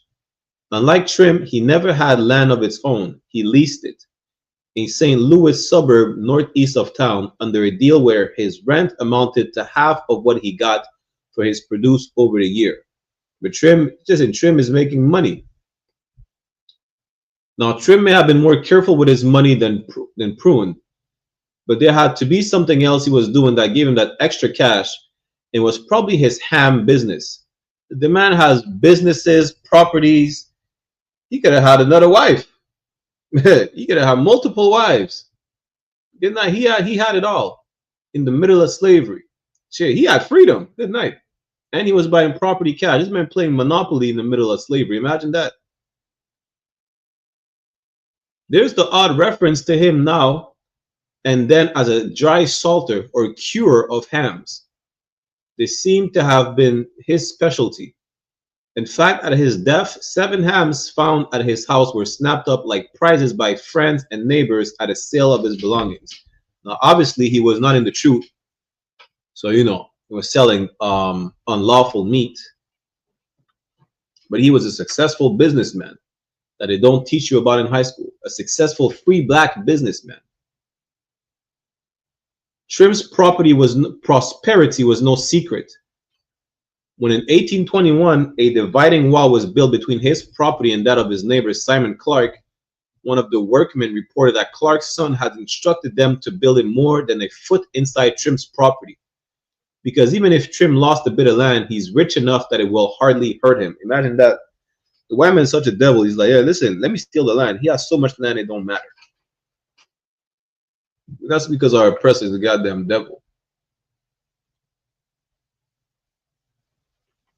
What with all that, you'd expect Trim with Charlotte by his side to cut quite a figure among blacks in Montreal. So he did, and the house on McGill Street was the closest thing to a black community center. Yeah, this man was not a selfish bastard. You understand? There were blacks who boarded there. Robert Moore, for example, at different times, a laborer, servant, and waiter lived there for about 6 months in 1815, probably until his marriage to Senty Williams on November 4 that year. Trim was a witness at their wedding. Abraham Lowe was another who lived there around that time. He had served in the militia up around Quebec City during the War of 1812 before moving to Montreal at the end of 1814. So he was, renting rooms whatsoever. He was letting our people live in the rooms. Then there was Catherine Gillett, William Wright's wife, a living servant of the Trims for 15 years. I'm going to say a living servant, but we know exactly how our people treated their so-called quote-unquote servants. She was not a slave. You understand? She was getting paid, and she was housed. And like when you were a so-called servant to the white man, they were saying you were property, and you were not getting paid. You would probably live outside. In 1820, around the time she and her husband moved out, Jacob Abdallah, a native of Malta, moved in. He stayed about 3 years. He married an African American, Mary Downing, in 1823, but she died just 5 months later. And after William Wright died, Abdallah married Catherine Gillett in Notre Dame Church in 1826. Trim was a witness at William Wright's funeral, as he was at the baptisms, weddings, and funerals of many other black Montrealers. He was there, of course, at the burials of his old friend Henry Moore and his wife Margaret Plovier, who had shared the house of McGill Street. Moore had died there in 1803, supposedly at the age of 42. His wife was said to be 80 when she died in September 1827. Mary Ann Drummond from Jamaica was another in his circle. Trim and William Wright had stood witness at her wedding to Jacob Grant on August 8, 1815. The least that can be said about her is that she had staying power. She lost her husband, a waiter on the steamboats to Quebec, in 1841, but she lived another 35 years, never remarrying and with no children to help her out. A widow had to be pretty hardy and resourceful to go it alone in those days, when there were no government old age pensions and no social welfare benefits of any kind. For practical reasons, most widows didn't stay widowed too long. Mary Ann Drummond was definitely resourceful. In September 1829, it was she, not her husband, who bought their house and paid £150 for it in cash. It was a 2-story wooden house on St. Constant near Minion Street. The money probably came from her laundry business. After her husband's death, she survived by renting out one of the floors of her house. Jean-Francois, a cook from Haiti, was her tenant through the 1840s. Why don't they teach that in high school? Listen, black people were successful, and the only reason we're not successful is because white people prevent us from being successful today. Trim and the nigger were married on the following April 2nd. Yes, so like it. This is just fast forward. I had to skip a few of them, right?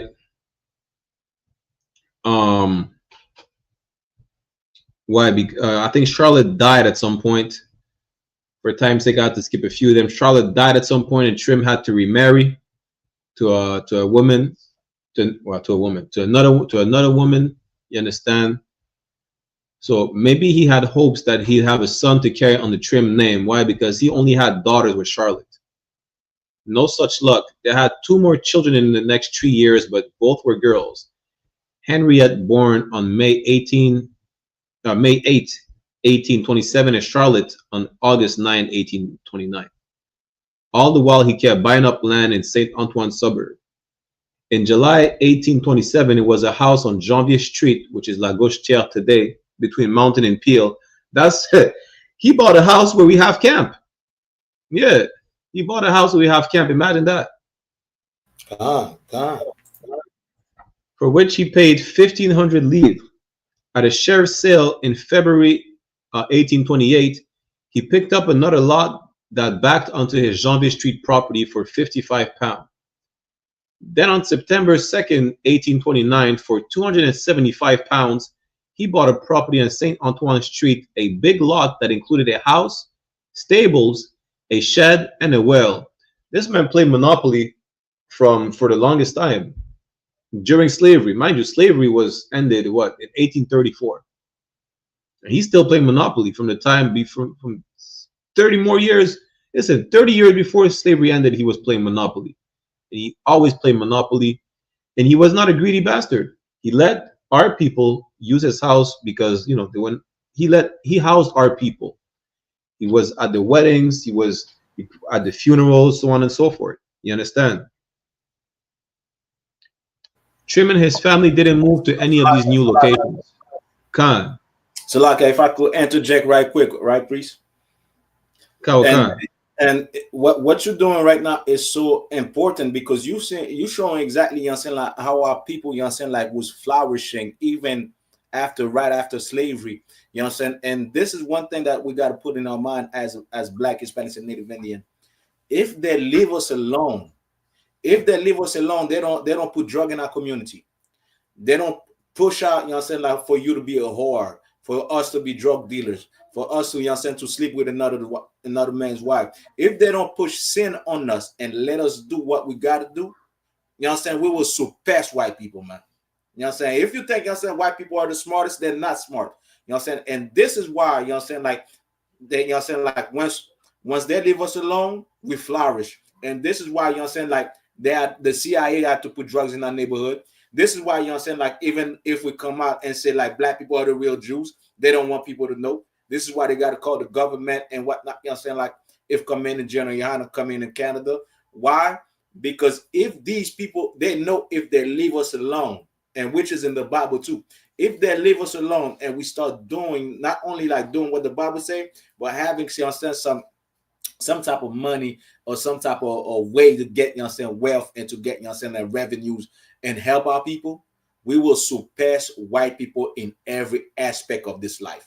This is why they keep destroying you, and this is why they refuse for you to know who you are. So, like, damn right. As a matter of fact, hey, listen, white people are lazy as hell. They don't want nothing. They want their kingdom to be built off of us, blood, sweat, and tears. You know, and even then, even him being left alone, they still couldn't leave him alone because I think it was the Clark family. They were building on his property. They're like, yo, he has so much land, it doesn't matter if we take some of it. White man's a devil. Good night. Yeah, we're about to finish. After this one, we're going to finish, not this live, but the story of Trim. We'll do a part 3 next Sunday, yeah? So yeah, so he's buying more properties, and he's not even living in the properties that he's buying. He's just buying properties. That's how much money this man got. So Trim and his family didn't move to any of these new locations, but in the will he made out on December 7th, 1829, he ordered that the McGill Street house be sold at his death and that his family move to one of his houses in St. Antoine suburb. You know, fortunately, this is a problem in our community that we sell our properties as opposed to passing them down. And again, the brother was not in the truth, even though he did show a lot of brotherhood to our people. But really, it would have been better to pass down or to sell the property to another brother or sister or to pass it down, you understand, to our people so we could keep and build generational wealth. He asked to be buried at the old burying ground of this city alongside with his first wife, Charlotte. Why? Because she had died. That's why he remarried. Even though there was nothing wrong for him to marry another woman. So he has all the money. He has all the properties. He has all the freedom. Get all the wives. Just leave some for other brothers. That's it. It's a lot. He named 3 white men as his executors. See, that's a problem because he did not have the truth. If he did, he would have known that you should never trust your oppressor, as his wickedness will rust as like iron. I'm just paraphrasing, right? Merchants Joseph Shutter, William Forsyth, and grocer Nicholas Peter Matthias Kurzinski, how do you pronounce his name. Trim was not done yet. He dictated a new will in the fall of 1831, repeating his wish to be buried beside Charlotte, but dropping the requirement that his family move from McGill Street. Mistrusting his wife's ability to manage things, or perhaps that if his daughters married their husbands might squander their inheritance, he left all his properties to his lawfully begotten grandchildren. His daughters had only the usufruct, the interest on the revenues from the properties during their lifetimes. He didn't trust his new wife. He said, I don't know what she's going to do with the money. So, yeah, and I'm only passing down my properties to my lawfully begotten grandchildren. Not even to my children. I don't even trust them either. Salaki. In other words, his daughters could live in his houses, but the houses would belong to any legitimate children they might have. And if there were no grandchildren, the use of the properties was to go to two of his white connections. Good night. And at their death, the properties were to be sold, the proceeds going to the poor of Montreal. Trim again named three white executors, Forsyth, Corson, and the Connecticut-born merchant John DeWitt, who was a reformed member of the Assembly. Only Corson accepted. So we're building white generational wealth. And again, the brother was not in the truth. You understand? In addition to his will, on February 9th, 1832, he asked his three executors, along with my reverend friend John Bethune, rector of Christ Church, to act as guardians of his children. And he specifically said, I desire that my wife, Flavie the nigger, Salakia, shall have no control whatsoever over the property or person of either one or another of my said children. He made sure in his will his wife ain't getting nothing. He entrusted her with nothing. Not the money, not the properties, not the children. No, he must have loved her, I guess. He married her, you know. But for whatever reason, he didn't trust the woman. Hey, Lord be with him. Cutting her out of her administration of his estate was one thing. Denying her the right to raise her own kids seems outrageous.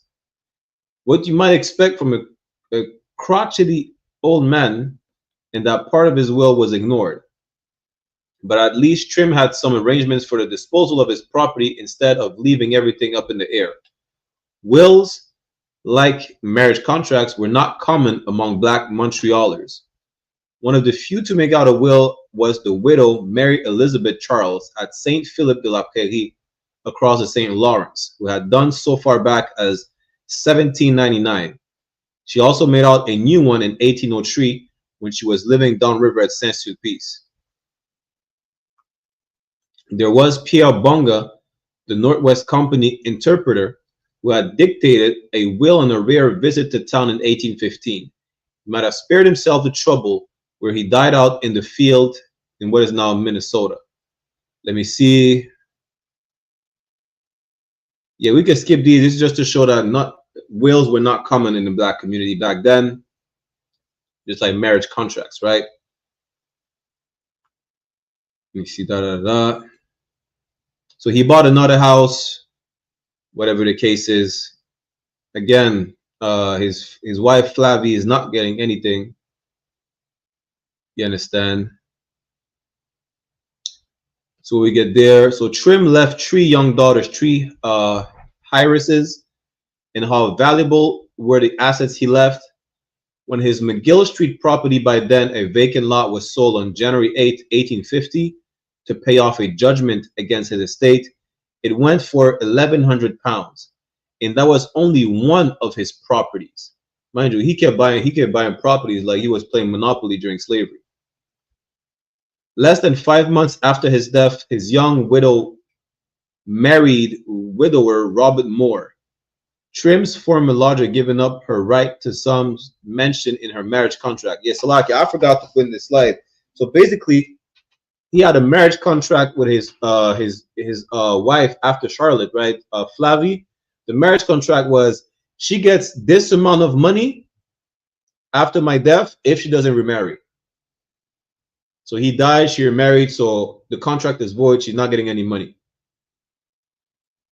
I forgot to put that slide up, but that was the deal that he had with Flavie. Her name is crazy though. That's how you pronounce her name in English. Flavie the nigger. She would have got some money. She would have got after his death if she didn't remarry. She clearly didn't give a damn about the money. She remarried and she ain't get no money. So again, Trim's former lodger giving up her right to the sums mentioned in her marriage contract. And Trim's 3 girls grew up and we'll leave them to it. So we'll leave it at that for now. You understand? We'll do a part 3 next week. Right, that was the I.S.U.P.K. Montreal history class, Sunday history class. We'll be there every Sunday evening, 5 p.m. Eastern Standard Time, 7 to 7 p.m. Eastern Standard Time. You understand? These are some of the people that you will never learn. You won't even hear about them. Listen, you can't just Google famous black people in Montreal. You probably will find what? Georges Larac, PK Subban, hockey players, right? Or criminals. That's it. If you're not in sports, you're a criminal, and that's how you're known in white society. They will never let you know about Cesar Joanot, who was one of the first, if not the first, manager of a business, one of the biggest business in Montreal during the height of slavery. You'll never hear about John Trim. I'm gonna call it the monopoly nigga. Yeah, you never hear about John Trim, the monopoly nigga, in the middle of slavery, buying property. This man damn near have more properties than white men in Montreal. Imagine that. You understand? You'll never hear about all these other brothers. What was the brother name again?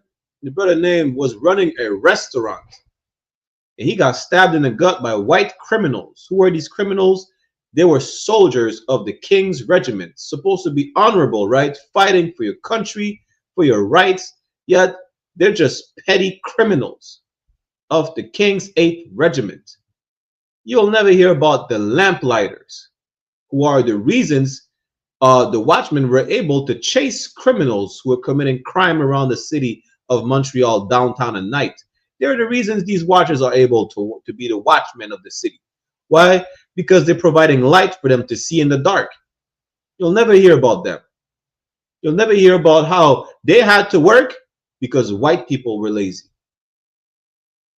You understand?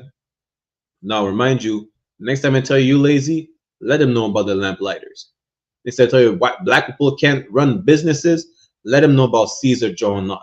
Let them know about CJ, who they should have remembered, but at least making a whiskey named after him. They want to talk about Louis-Joseph Papineau and his father in Quebec, how they were great French Canadians, whatever the case is. Remind them that Joseph Papineau not only was a slave owner, but he fought to keep slavery alive. Remind them of that. Remind them when the next time you come to Montreal, you take the subway, you go to Papineau Station, or you take the bridge, the Papineau Bridge. Keep that in mind. You understand? Remind them of John Trim, a successful landscaper that had multiple properties, that had money, and he was paying cash for it. And just like Caesar, and unlike white people, John knew how to read and write, and he had his own signature. You understand? With that said, I'm going to get a security announcement to water for everyone who tuned in, to water for Officer Adia who joined me. We'll be back next Sunday, again, 5 p.m. Eastern Standard Time. The show about Montreal Black then, and we'll move on to the next one. You understand? So let me get a security announcements. We'll end the class right here. The water, Israel. And don't forget, you know what I'm saying? The oppressor is the goddamn devil the Bible speak of, you know what I'm saying? L'oppresseur est le diable dont parle la Bible. Blanc maintenant c'est diable. Damn right. This is the I.S.U.P.K. security announcements. We are the I.S.U.P.K. started at 1 West 125th Street, Harlem, New York, under Commander General YAHANNA. Rules for new brothers and sisters. When a new brother or sister comes into the school, they're off limits for 6 months. They're to be saluted only. They're here to shed themselves of the world. If they need transportation, the teacher will arrange it. After 6 months, if a brother or sister has an interest in a particular person, he or she must get permission from the head to speak to a brother or sister. There's another 6 months in which the brother and sister will court each other. After the 6 months period, the brother and sister will get permission from the head to marry. Tithes, which is a commandment. Numbers chapter 18, verse 21, and Malachi chapter 3, verse 8 to 10. Means 10th in the Hebrew, ma'ashara. 10% of every penny of any increase the Lord gives you. Give to the Treasury Department of Teacher. Priest Fund, free will offering for priests, not mandatory, whatsoever amount you like. Upcoming Holy Convocation, we have the Memorial of Blowing of Trumpets, which is the first day of the 7th month, which falls on Sunday, September 21st, 2025. You can read more about it in the book of Leviticus, chapter 23, verse 24 to 25. We're reminded to Alakim and Aquatim to check the bulletin board in the hallway of the schools if they have a physical location. And if any brother wants to be a trooper in the school, to start wearing all black, boots, shirt, pant, headband, and scarf. With that said, we'll give a courtesy salute to the brothers and a courtesy salute to the sisters. Menavision Imajim, which means to stand. We'll give a courtesy salute to the brothers. Menavision Imajim Shabbat. Imajim, Barak, Yahweh Bahashem, Yahweh Shai Brakatham. Mean Yahweh, in the name of Yahweh Shai bless y'all. Yajim Matah, which means hands down. Sar, which means to turn. Turn your face to sisters. If you have any in your presence, we'll give them a courtesy salute as well. Menavision Imajim Shabbat. Imajim, Barak, Yahweh Shemar, Alatan Ba'Hashem Yahweh Shai, meaning Yahweh watch over y'all in the name of Yahweh Shai. Yajamata, which means hands down, class dismissed. Warning.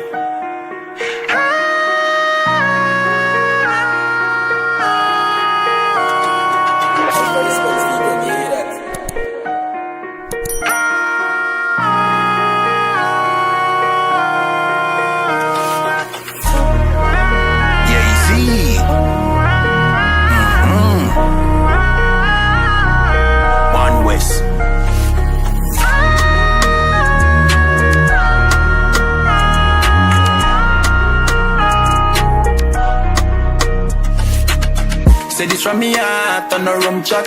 Here we contact, get your gunshot.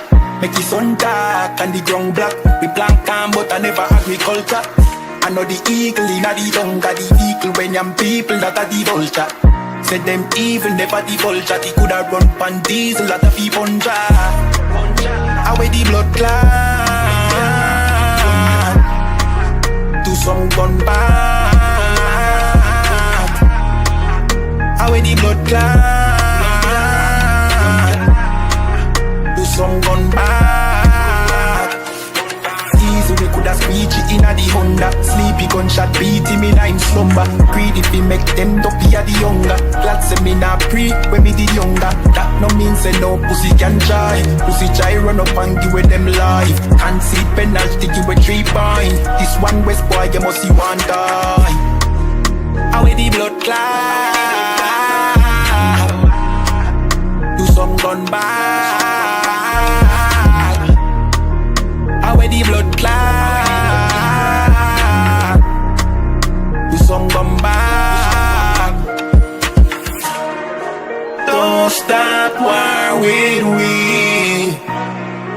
You will see, you'll see. My dark them are real. Better agree. Don't stop war with we. You will see, you'll see. My dark them are real. Better agree.